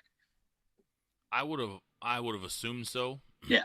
But at the same time, how much does that change Gardner Minshew's game if he has a Kyle Pitts or Jamar Chase to throw to? Because let's face it, they've been weapon stricken. Yeah. DJ Chark last year was in and out. Laviska Shenault struggled most of the season. Their ground game was good. James Robinson came in as an undrafted free agent rookie, and he was electric. Yeah. But as far as their receivers went, their guys struggled big time. Not a whole Cole lot. had a number of really good plays, and he kind of really stepped in with DJ Chark being injured and struggling some, and then Laviska Shenault really struggling. Cole came in and he had a really good season actually. Yeah. But again, no consistency. The other thing was their offensive line allowed a lot of sacks as well. And Minshew's pretty mobile. Yeah. And then he ended up hurt for a number of games as well. Right. And so what did he miss? 5 games, 6 games this year? Something like that. Yeah. He missed a good chunk. Yeah. He missed a good chunk of games. And that can hurt, especially a young guy. Yeah. Because let's face it, Minshew wasn't drafted with the pedigree of he's going to be the franchise guy. He was a 6th round draft pick, and he really only came in because Nick Foles got hurt. And so Minshew never really developed with the first team, and then second year he got extremely limited because he spent all of his rookie offseason training camp and stuff leading up to his rookie year being the second team, third team quarterback. Yeah. Foles was running the first team. Yeah. Foles gets injured to start the season. Minshew comes in with zero experience with those guys. Yeah. And then his second season was COVID. He had Yeah. zero offseason with his team. Mm-hmm. Yeah. So now you got a quarterback who's played 2 full seasons as the starting quarterback, well, a season and a half because of injury, but a second, 2 seasons in the NFL, and he has never had an offseason with his first team. Yeah. Yeah. And, and it's tough for him too, because not only, do you take that into consideration, but you also take the fact that when you're looking at a guy like Minshew, like you said, he wasn't drafted. He was drafted to be a backup. He wasn't drafted to come in and fill those shoes. And when Foles goes down, he comes in and he provides a spark. But what we usually see with that type of situation is backups come in, they play pretty well for a couple games, and then people get film on them, and then keep on them and understand what it is that they do and what it is, because it was the same thing that happened with the Bucs against the football team. We've talked about that, but that was the toughest game the Bucs had in the playoffs. Tougher than the Super Bowl, tougher than the NFC Championship. It was the toughest game they had because there was no tape on Heineke. And that's the same thing that happened with Minshew. There was no tape, and then these teams got tape. And then add in the fact that you say, he didn't get 2 off seasons he didn't have with the first team. So it was really honestly poor for Minshew. But even with what we did have, I didn't see him as a franchise guy. Fitzpatrick-esque. You get a couple good games, solid backup, gonna be that for a couple years. Gonna be like, hey, when you have a team that has a good backup quarterback like that, it's kind of nice because hey, if my guy goes down for 3 or 4 games, hey, I can go 2-2 and still be in the playoff picture. Not a lot of teams have that situation. So. And that's, I think, the situation Jacksonville's going to be in. So it's a good situation to be in, but I don't think Minshew was ever going to be that other than just the excitement and the hype and, the persona. Well, and regardless what happens with him going forward, he got a platform. That's for damn sure. He did. He absolutely He became an overnight sensation, and now he has a platform to do whatever the hell he wants for his future. He did an excellent job taking advantage of his opportunity, not just in a football sense, right? Because we know that after these guys retire from football, there's still a lot of life going on, and a lot of guys are not prepared for after football. And Minshew has put himself, just with the persona and the exciting and the, he has put himself in a good situation. He's going to be if he wants to be, he could be in a million commercials. How many people are going to want to have that, the joke, the funny, the persona, the charisma, everybody's going to want to have that. So he put himself in a good situation on and off the field, definitely. So, and for a 6th-round draft pick, you can't ask for much more. A lot of those guys barely, in their second year. And we're talking about a guy that has played significant football for his draft positioning anyways. Yep. For a guy who did the whole hair and mustache thing as a joke in college because it was a bet, I believe I heard. I think it was a bet. Yeah, that's what and then turned that into an absolute brilliant marketing strategy when he got to the pros. Good on him. Yeah, absolutely. So, props to him. Before I let you go, we're going to talk a little bit of NBA. Yeah.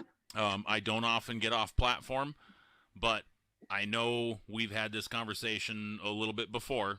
Yeah. You're a big Lakers guy, and I know you have your podcast dropping a dime or dropping dimes. Dropping a dime. Dropping a dime. Okay. Yeah. And I know you guys talk a lot of Lakers on there. Yeah. So, AD rumored to be back end of next week. Mm-hmm. Yeah, I believe it was last the report I saw. It was 2 weeks for him, and that was probably 5 or 6 days ago. And then LeBron, I think 3-ish, like right after him. So, Lakers have slid down to what, 6th seed right now? I believe so. I believe that's around right. I haven't checked the standings recently, but I believe that's about right. Definitely have had a little bit of a slide for them, but not the worst. But there's still, because it's 7 through 10 in the play. Right. Mm-hmm. So, and they're still 5 games up over the 10, I believe. And they're actually sitting at 5 right now. Just double checked. Oh, they're sitting at 5th right now. 5th, yes, sir. Okay, so they're 5 spots above, but I believe they're 5 games up over the number 10.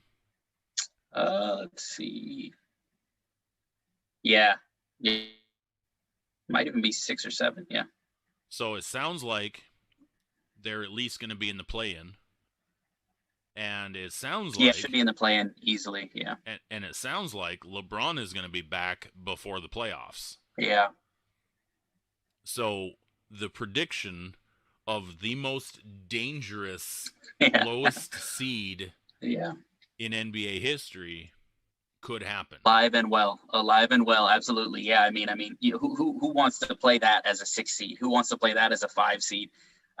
That's a tough matchup for whoever gets that. And then, and I think, this is what we had talked about.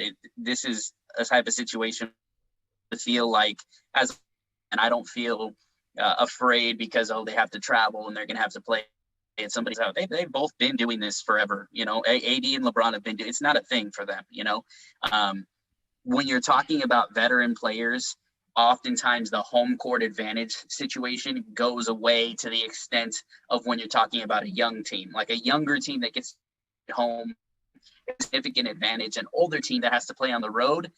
It's not a huge deal, especially for guys especially like LeBron, and the rest of the team around them. Dennis Schroeder even has shown veteran presence. Andre Drummond, these guys are not. They're seasoned vets, and so it's not necessarily a big concern of mine. And yeah, like I said, man, that's the scariest. I was talking about on the podcast the other day, man, scariest 6-5 seed in NBA history without a shadow of a doubt, I think. So yeah, it'll be interesting to see how that plays out. But yeah, and then with Denver losing Jamal Murray, that's just huge for them. And right now they're sitting at 4. And if they have to play the Lakers in the 4-5 matchup, and that's tough. That is just brutal for them. Jamal Murray, I really like Jamal Murray too, so it sucks to see that. But yeah. Yeah, I was watching that game when that happened, Yeah. and when he drove in, and just the way he collapsed, I looked at it, and I was actually in bed watching it, and I kind of looked at my wife, and I was like, oh, and she looks up, and she was just like, oh my God, what happened to him? And I was like, well, nobody touched him. You could see that on the initial drive. Nobody touched him. Yeah. And then they showed the replay from underneath the hoop, and I was like, oh boy. And I almost thought hyperextension I said the same at thing. first. I almost thought hyperextension at first, and I was like, I'm hoping that's all it is. Yeah. That's hyperextended knee is 2 to 3 weeks, and he's back. Right. ACL, he's out potentially into next season. Yeah, and you were onto something definitely with seeing the hyperextension. Oftentimes with those type of injuries, what we see is a hyperextension that ends up popping the ACL. Yep. Severe hyperextension that ends up popping the ACL too. So it was definitely, when I saw the play, it was the same thing. I saw him go down, and instantly in my head, I didn't want to say it out loud. I really like Jamal Murray. I didn't want to say it out loud, and I was just like, oh, in my head, I'm like, that's an ACL. I just know it. Like, you can just see it. It's just like you said, no contact common. With ACL. Most of the time they're non-contact. And just the rehab that goes into it is obviously extensive, and it's well known. Everybody said, everybody knows, even outside of knowing medicine in general, but sports medicine, everybody knows ACL 9 months. Everybody's just, very acutely aware of that. So, yeah, tough for them. Tough for them. Yeah, that's can't say much about. That's a team. And that's the thing with Denver. They're a fun team to watch. I really like Jokic, Murray. They're an old school basketball team. You could just see they're out there just doing it, right. And that's why it's exciting for me. I'm a Lakers fan.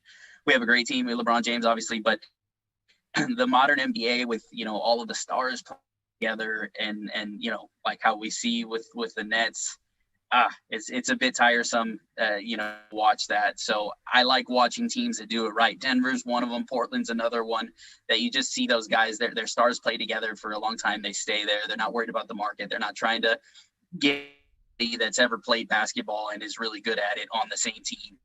So it's fun to watch, to see that. So it was painful to see Murray go down, because that with him goes most of their hopes, just with the way that the format is set up. Bigs can't dominate like they used to. They can't. Even as good as Jokic is, because he's not just a big. He could play point guard, point forward, but he can't do it alone, especially not in the West. So it's going to be tough for them. It's going to take Bol. It's going to take Bol That's exactly right. It's time to bring him out. Bobo Bring out on the the secret point. weapon. Yeah, bring out the secret weapon. There was a game a couple weeks ago. He went off. I don't know if you saw it, but it was a thrash. I don't know. Yeah, I don't know. It was like 15 points, but he was like stepping up at the elbow, crossing left, and then taking a jump shot. And I'm like, He holy, had that like, step back geez. 3-pointer too. He crossed Yeah, over and had the yeah, step back three, and I was kind yeah. of like, oh, Right. Bobo. Yeah. Oh man. Yeah. Exactly. That is awesome. And see, Right. it's So funny yeah. because it's funny watching the NBA players nowadays, because back when I was younger watching the NBA, it wasn't common for a 6'10" guy, 6'11", 7-footer to step back and cast a three. You now have Yeah. guys like Yeah. Karl Anthony Towns doing it regularly. Anthony Davis does it regularly. Jokic does it regularly. These big guys casting threes. Yeah. I'm 6'9", and I remember when I was in Wait, you're college. 6'9", bro? Yeah. And when I was in Dude, college, I had no idea. Sorry, it's completely 6'9". I don't know. It blows my mind. Holy cow, 6'9". Anyway, sorry. no, all good, man. When I was in college, because when I was in high school, I was a Yeah. center. I went to a small school. The tallest guy I ever played against. There was one guy that I played against that was like 6'8". He was a big behemoth of a guy, not mobile at all, so I could run circles around him because I was quick. But I was skinny as shit, dude. I was 195 or 190, 195 pounds at 6'8" when I graduated high school. Yeah. And I never once attempted a three-pointer my entire high school career. Not once. Yeah. I never stepped out behind three-point because I didn't have to, because I could just blow guys down low and score. There was no problems with that at all. When I got to college, because I was skinny and I was quick, I ran like a 4.5 40 because I was also a wide receiver. And so when I got to college and I was skinny, I wasn't going to handle it down on the post. One of the guys, the first college I went to was Valley City State University. It was a small Division III college. And there was a 6'10" guy on the team. His name was Big Ed.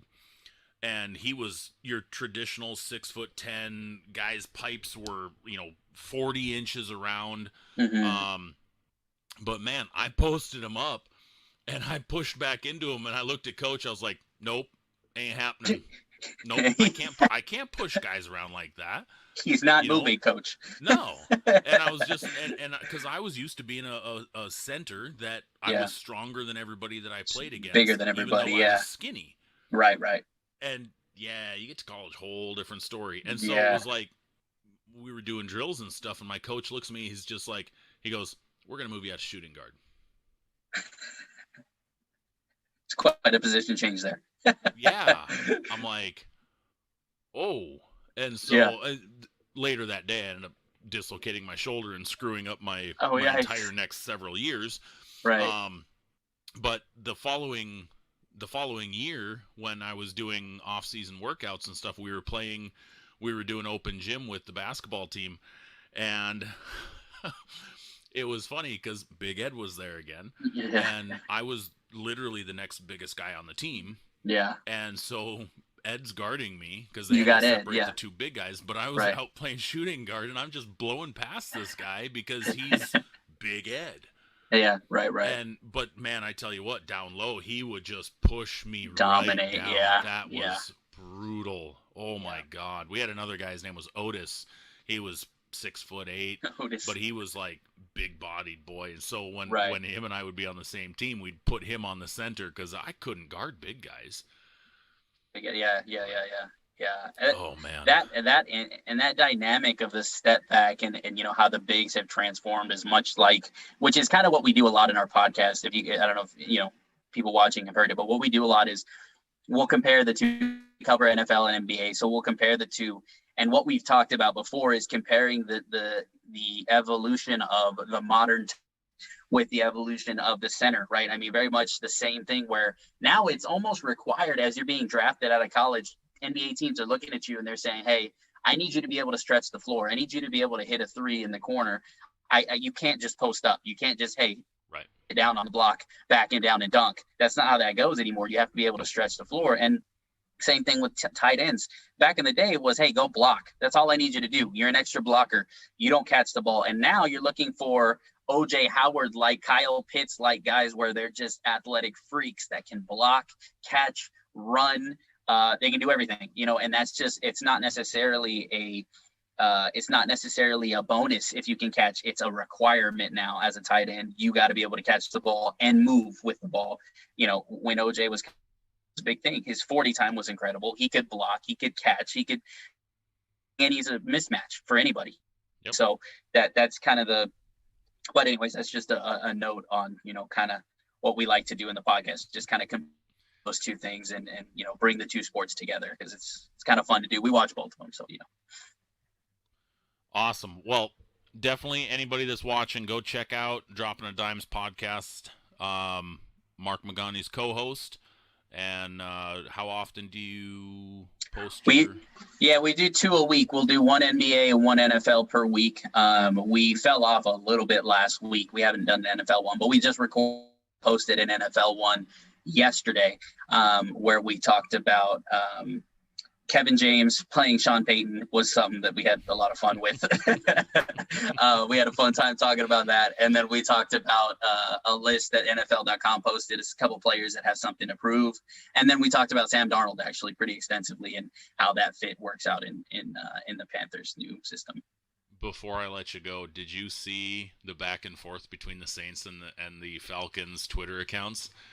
Briefly, but no, all of it, but briefly I heard about it. So when that was announced, the Kevin James playing Sean Payton, the Atlanta Falcons Twitter account took Sean Payton's face and put it on Paul Blart's movie poster. And so it was Paul Blart, Mall Cop, with Sean Payton's face. Yeah. And then New Orleans Twitter account responded by taking Sean Payton's face and putting it on the King of Queens advertisement poster. Yeah. And changed it from the King of Queens to the Kings of beating Atlanta. I tell you what, man, NFL social media the past couple of years, watching the teams change their dynamics and all the jokes, it's pretty cool. I mean, I've really enjoyed it. If you enjoy Twitter especially, I think it's forum for sports. But man, watching all the teams, I don't know if you saw, there was when the Panthers signed Dan Arnold, and then the next day or a day or two later they signed Sam Darnold. I think it was the Cardinals Twitter account, but they showed the two signings next to each other, and it's Dan Arnold, Sam Darnold, and then it was like, what kind of nefarious plans do they have? Like, just stupid stuff. I mean, they're doing a great job. These team pages are doing a great job managing those, and I always get a kick watching them go back and forth. That would be fun to be a social media account runner for a big company or a team like that, and just roasting people. Because they just rip people, and it's great. It's great. It's great to watch, because most of the people that come at them. There was actually a tweet today on the Bucs Twitter that was, so the Buccaneers posted something about, we don't know which one, and it was a picture of Mike Allstott with his ring, and then the other one was Tom Brady or something like that. Not Mike Allstott, excuse me, Derek Brooks. And then somebody commented and was like, ha ha ha, you guys only have one ring. And then somebody retweeted and was like, who's gonna tell? Because the Bucs have 2 rings. Twitter's the best for that kind of stuff. You always catch people tweeting stuff that, and then they get killed for it, and it's just great. That's awesome. It's awesome. It is. All right, Mark. Well, I thank you very much for joining me this week, sir. Yeah, it was a blast, man. Guys, make sure you go check it out. The co-host of the Dropping a Dime podcast, Mr. Mark Magana. Yeah, thanks, and we also actually, I'll drop this note today. I figured out how to get voicemails into the podcast, so it's kind of cool because we're gonna have a call-in feature where you can call in, leave a message, question, comment, concern about either one. So, anyways, looking forward to that. Check it out, guys. Dropping a Dime podcast, anywhere you listen to podcasts, available, Spotify, Apple Music, all of that is there. So, yeah. Awesome. Anyways, thanks for having me on, man. Appreciate it. Thanks, Mark. We'll talk to you later. Take it easy, brother. All right, brother. See ya. Mark Magana, ladies and gentlemen. That was a fun interview. He's always fun to have on. Okay. So we ran a little over. And again, my fault. I sometimes get a little long-winded with these guys. because I enjoy talking sports with these guys, and that's what I love to do. Let me move something here real quick so that we can get to our rip tonight.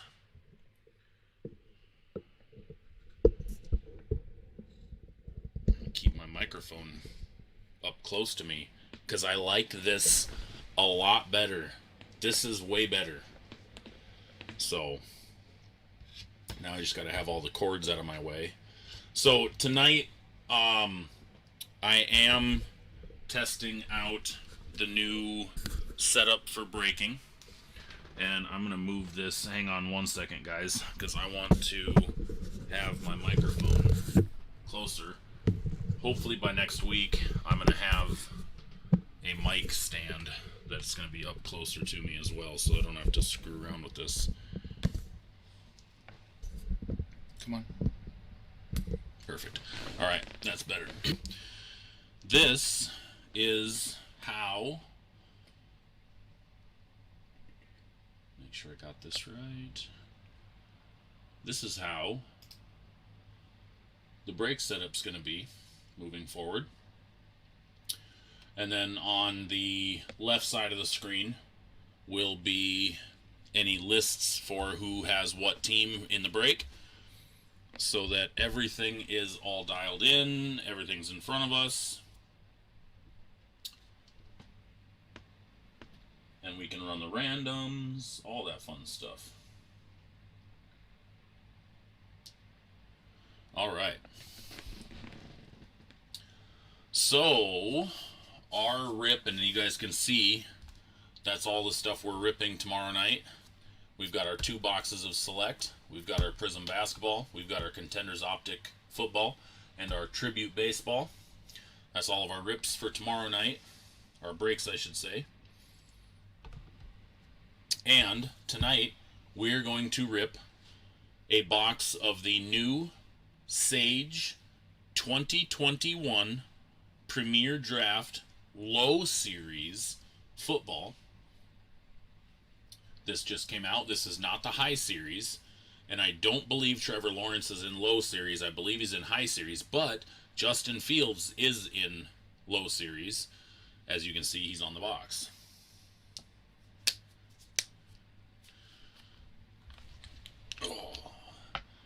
And thank you all for not only supporting the show and watching the show, but also thank you to everybody who's in the breaks so far. Obviously, this is going to be a lot of fun. We are going to make this a big ongoing thing every week. And our breaks for next Wednesday will be listed Thursday sometime throughout the day.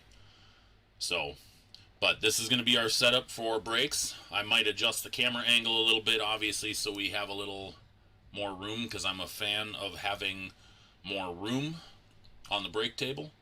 I'm not sure I like this close-up space, because I'm afraid the cards could potentially end up off camera. And that is my big no-no, is cards never leave the camera. So this is going to be my test run to see if we have enough space.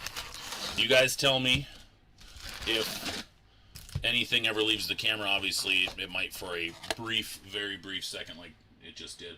But if anything ever is out of camera frame to a point that it's a bad look. So this, again, is kind of our trial run.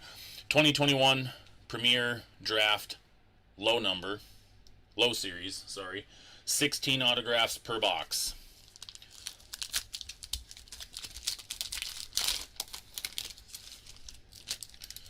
And yes, Trey Lance is as well. Alright, starting it off. So this is what the base looked like. I gotta get used to dropping this down because my last camera was up here. So Nico Collins, Elijah Griffin. Here is the next level insert, Daz Newsome. And our first auto is a next level auto red of Rashad Weaver. Smith Marset, and that's a variant, that's actually a parallel Andre Cisco, and Dalen Hayes, base rookies. So now that we've taken a look at that, I'm going to fly through this for the most part. I'm going to have to adjust the camera up top. I can see that as well when I'm leaning forward. Speaking of, there's my North Dakota State Bison, Trey Lance. Bowman. Dedrick Mills. And auto of Joe Tryon. Tryon. Tryon. Sage Surratt. Tutu Atwater. And Eskridge. Tyron. Now we just need a Trey Lance auto. We get the next level Rashad Bateman, Marlon character,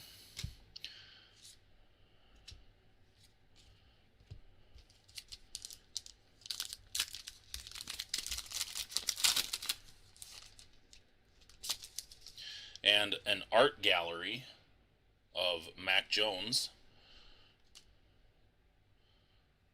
That's the first art gallery I've seen.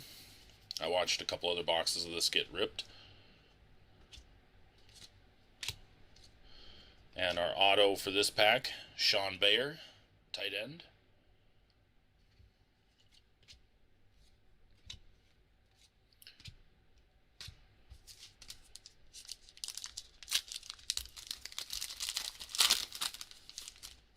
Yep, Tryon was a UW guy. I thought that was what the jersey looked like. Atwell, Jonathan Cooper, and it looks like we hit a 1 of 1. Jonathan Cooper, 1 of 1, hand numbered. Defensive end for, looks like Ohio State. Yep. Very cool. 1 of 1 auto, Jonathan Cooper.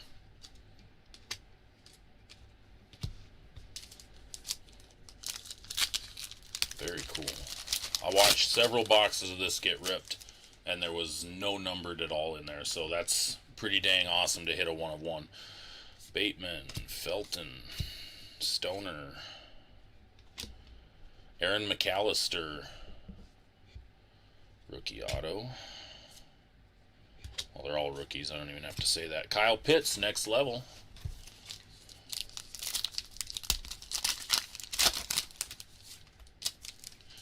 And there we go. Peak performance, Trey Lance. It's got that foil look to it. That is a big boom for me. Greg McRae, Mark Webb, and Quinn Nordin. It's got the red border.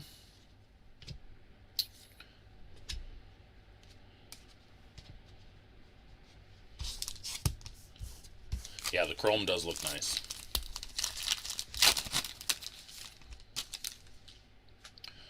So, Weaver, Brevin Jordan, next level. Andre Cisco, red border auto. Dalen Hayes, J.C. Horn, he's going to be a first rounder. Kylan Hill.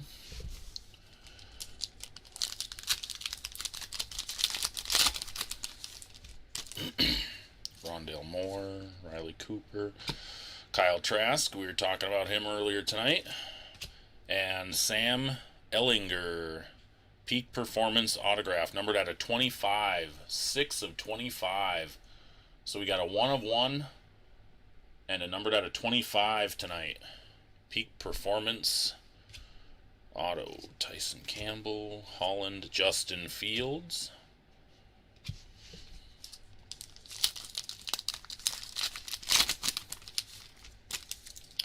And another art gallery of Mac Jones. D'Angelo Amos. Kyle Pitts, next level. Ambry Thomas. Cornerback auto. McGrone. Abrams Jr. and Sage Surratt, next level.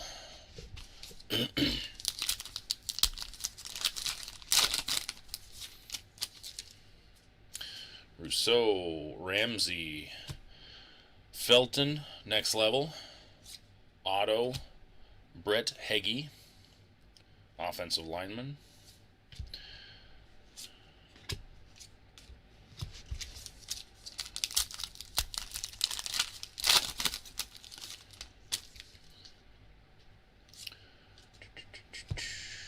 Otto, Brandon Stevens, next level auto. Not too shabby. On-card autos. I like it. I like it. Daz Newsome, next level.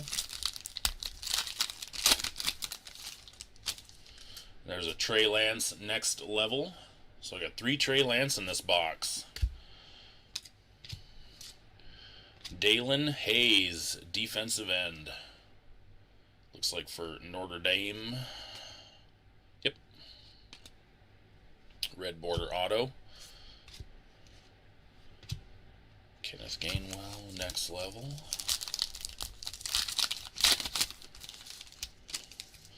And a Dedrick Mills, peak performance.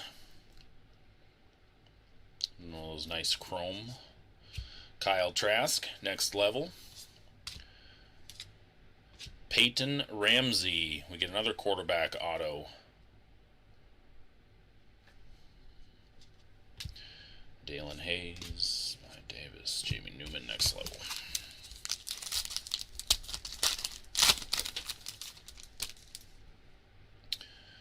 Gainwell Weaver, Patrick Ramsey, auto. Ernest Brown, defensive end. Kylan Hill, Embry Thomas, Dalen Hayes. Last pack containing our last auto. Osai, Camp. We get a Brevin Jordan, next level. Red border auto of Donovan Steiner, safety, Florida Gators.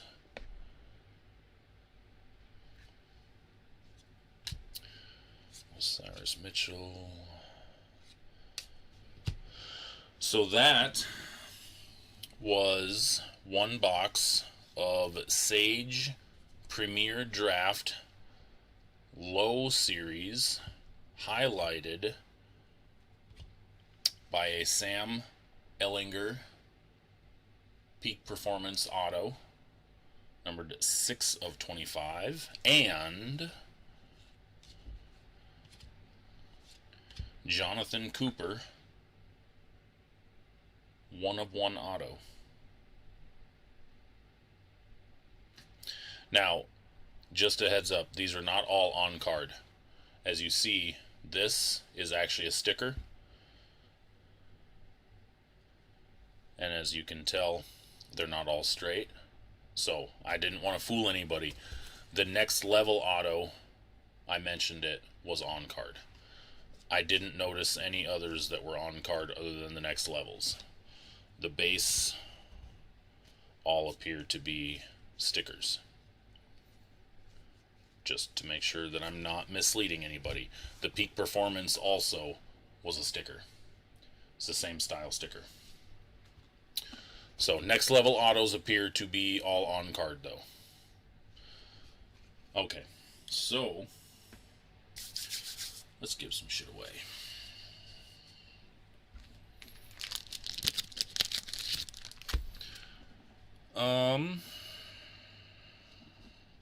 I'm gonna sleeve all these first. So give me just a moment.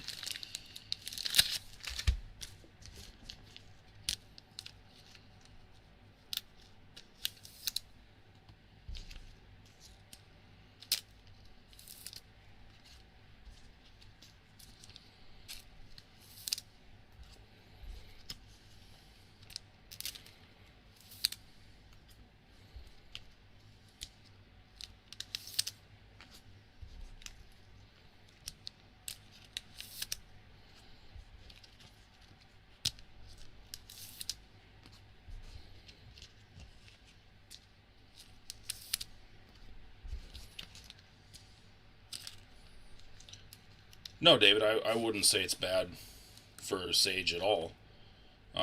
It's a decent product. And this is not a knock on Sage at all, but I didn't have extremely high expectations coming into ripping this box. I've ripped Sage in the past, and it's okay.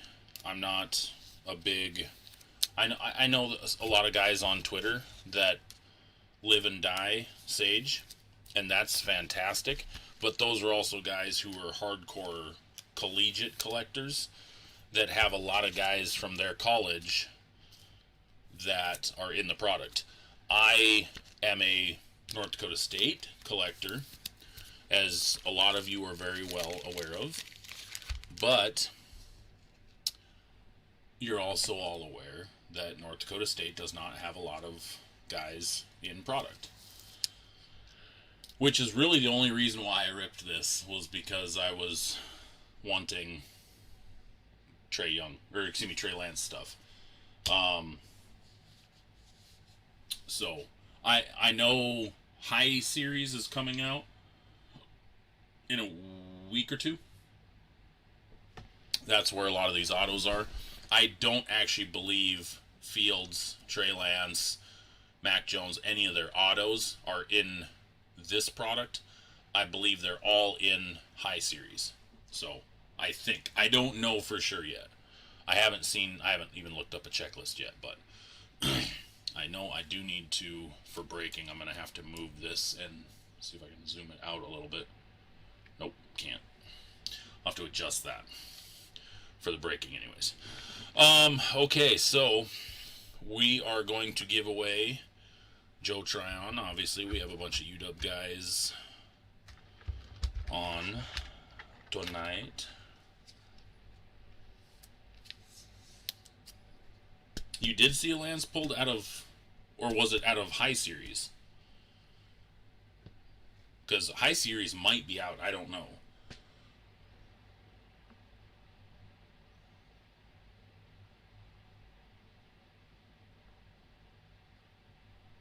I wasn't sure. But anyway, we're going to give away Joe Tryon. Did I get any other UW guys that I can bundle with this?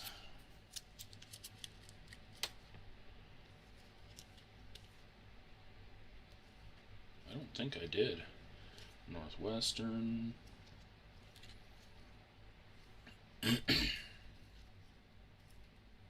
Michigan. Syracuse. Charlotte. No, I think that's the only UW auto, and I don't recall.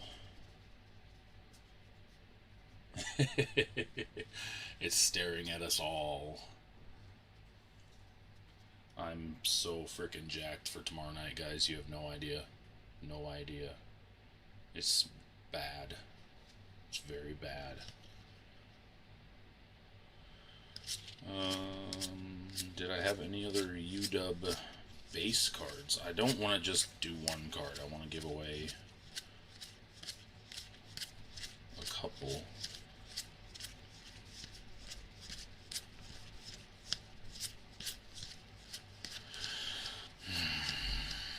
There's not a single UW base card. You gotta be flippin' kidding me.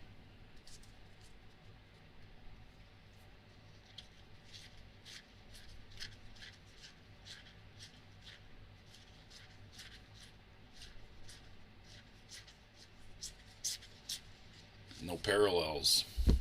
I don't believe there was a next level either.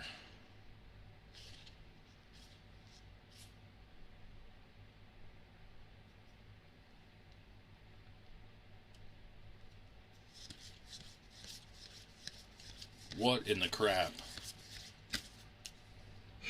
Alright, well, I'm going to give away something else with it then. Syracuse, Michigan. So he's a linebacker.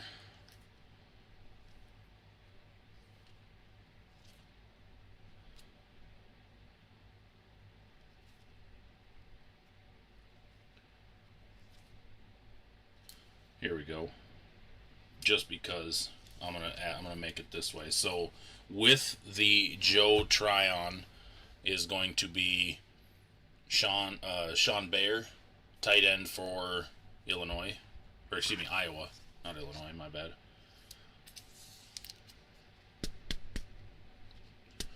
All right, that's going to be one. The second is going to be a Michigan duo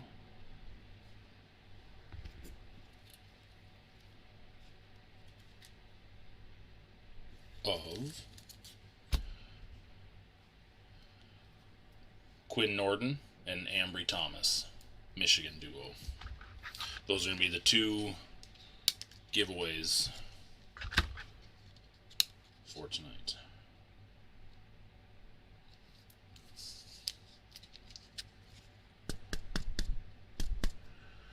So we've got a mix with a UW guy and an Iowa guy, and then we've got the Michigan guys. Not Michigan State, Michigan.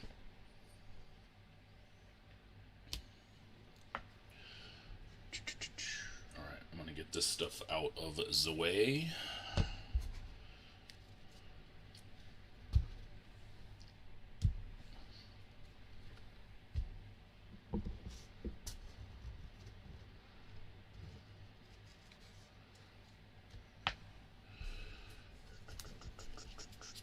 Come on.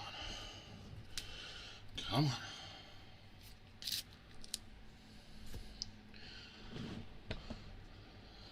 Okay, then the other thing that I have to work on for tomorrow night is my random.com being on this screen versus changing screens.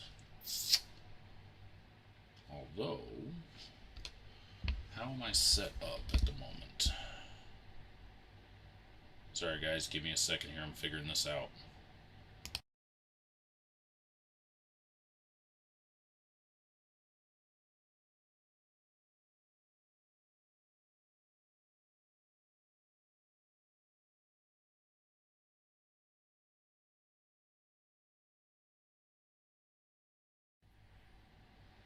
Don't worry, you're gonna lose me on sound for a second.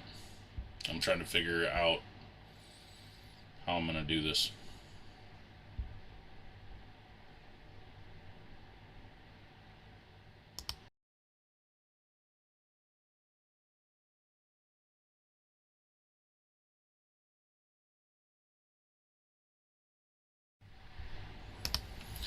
Alright, I'm just gonna have to do it like this for now. I'll do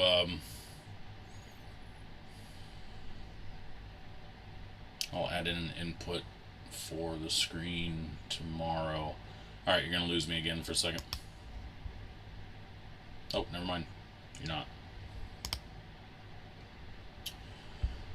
Okay. Lists. Okay, I don't know why I did that. List randomizer.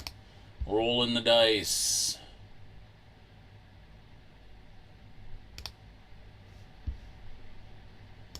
Alright. List randomizer. Who wants in?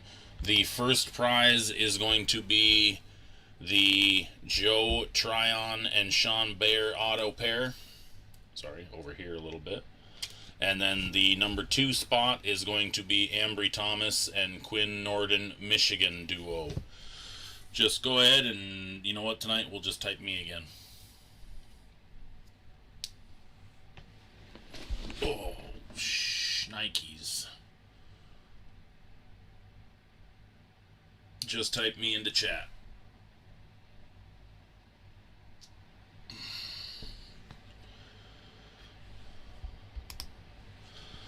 Alright, Taylor.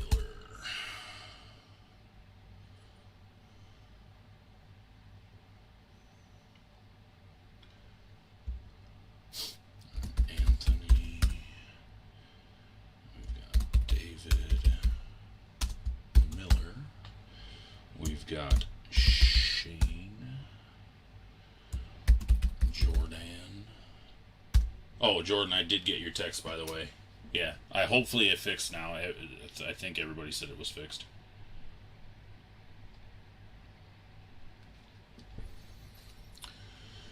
Taylor, Anthony, David, Miller, Shane, Jordan.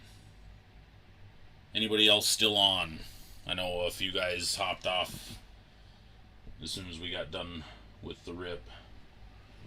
But we probably still have a handful of people on. Oh, it's not a bad little product. Not too shabby. I can shut this down now. End meeting. Zoom gone. Yeah, Zeus was on. Tony was on. Shane's still on. Who else did I see earlier?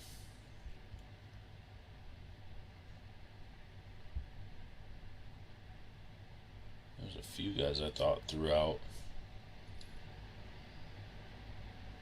Yeah, Zeus usually hops off. He doesn't usually enter in the drawings. It's usually he'll skip out as soon as we're done with the rip. He doesn't try to win the stuff afterwards. I don't know if that he just doesn't like it or I don't know why. Oh, he's coming to the Auburn show. There you go. Zeus still is in here. He's coming to the Auburn show. May. Right on. Did you talk to Ron yet, E?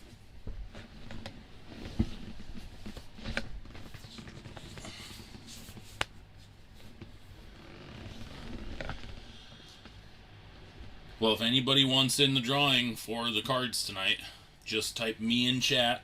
Make it official. Okay, right on. Yeah, like I said, I don't know. He said he didn't know if he could put you next to me because unless you want to change locations one of the days, because he's got one guy that is usually next to me, but it sounds like he's only doing Saturday. Alright, Zeus is in.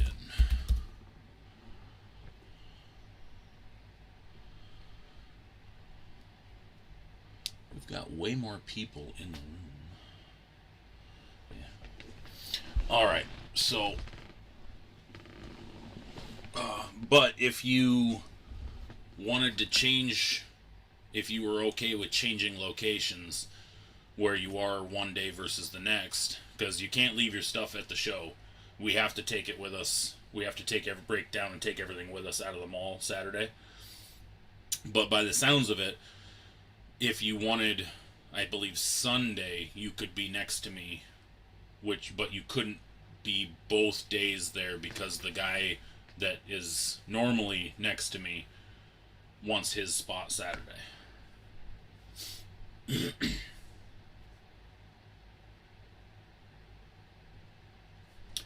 Yes, if anybody else is still in here, just type me in chat. I'm going to give it about another minute, and then we're going to run the giveaway. We've got two giveaways, 2 cards apiece. And then we're going to run the giveaway here in a second. But yeah, next 3 months currently scheduled. April, May, and June are all on the schedule. 2 days at Auburn. And then I believe June we're doing the Everett show again. So there's going to be 3 shows in June again. So busy, busy, busy. Yeah, it's getting big. I mean, honestly, I'm telling people from outside the area that if you want to go to a card show that's worth it and you want to travel, the Auburn card show is 100% worth it, especially if it's 2 days, because we're having different vendors some days. So,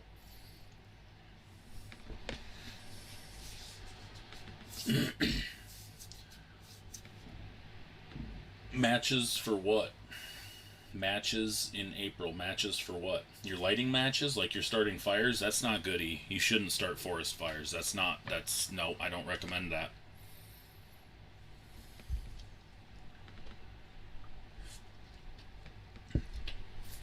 Or are you getting back into wrestling? Oh, high school tennis. I thought for a second maybe you got into Greco-Roman adult wrestling. It could happen.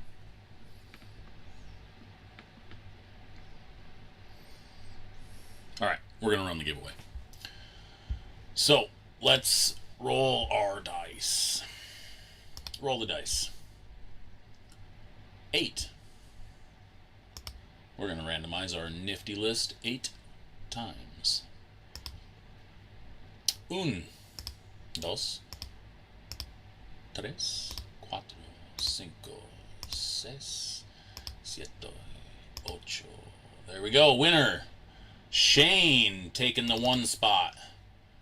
Anthony taking the 2 spot. So Shane, congratulations, sir. Winning the Joe Tryon and Sean Bayer. Anthony, congratulations on winning the Michigan duo, Ambry Thomas and Quinn Norden. Congratulations to our winners tonight. Let me get pictures. Boom. Winners. Winner, winner, chicken dinner.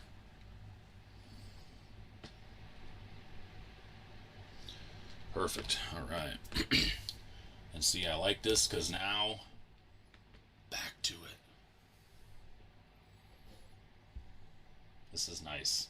I like having my multiple cameras up. Okay, so I'm not going to keep you guys too much longer because it's already 8:22, and as you guys can see, my eyes are getting red because I'm tired. Tomorrow night's break night. Make sure you guys get into your breaks if you're not already. And I don't have to say I'll see you next week because I'm going to see most of you guys tomorrow. So, Origins releases tomorrow, don't forget. National Treasures releases tomorrow, don't forget.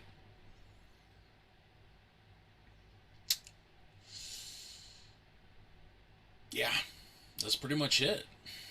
We're gonna have a gap in releases. There's like not much going on until the 28th, so we're gonna have a couple weeks of some dead releases. But that was episode 30. I thank you guys all for joining me. Again, I want to thank Mark Magana for hopping on today and doing some football talk, and then wrapping up with some basketball, talking about Lakers. I will see you all tomorrow. I will be going live about 4 o'clock Pacific time tomorrow for break night. Breaking everything that was on the table tonight. Get your friends and family into these breaks. I know there's a lot of people who haven't jumped in yet from my old regulars that said they were probably going to be getting in as well. So there's a good chance those will be filling up here before we go live. So if we get all breaks sold out before I go live, I'm giving away every pack out of that box of Bowman First Edition away during the breaks. I'll be giving those away to hitless spots. So looking forward to a fun night tomorrow, and let's get it. Everybody, I will see you tomorrow. Stay safe out there, and have a good night.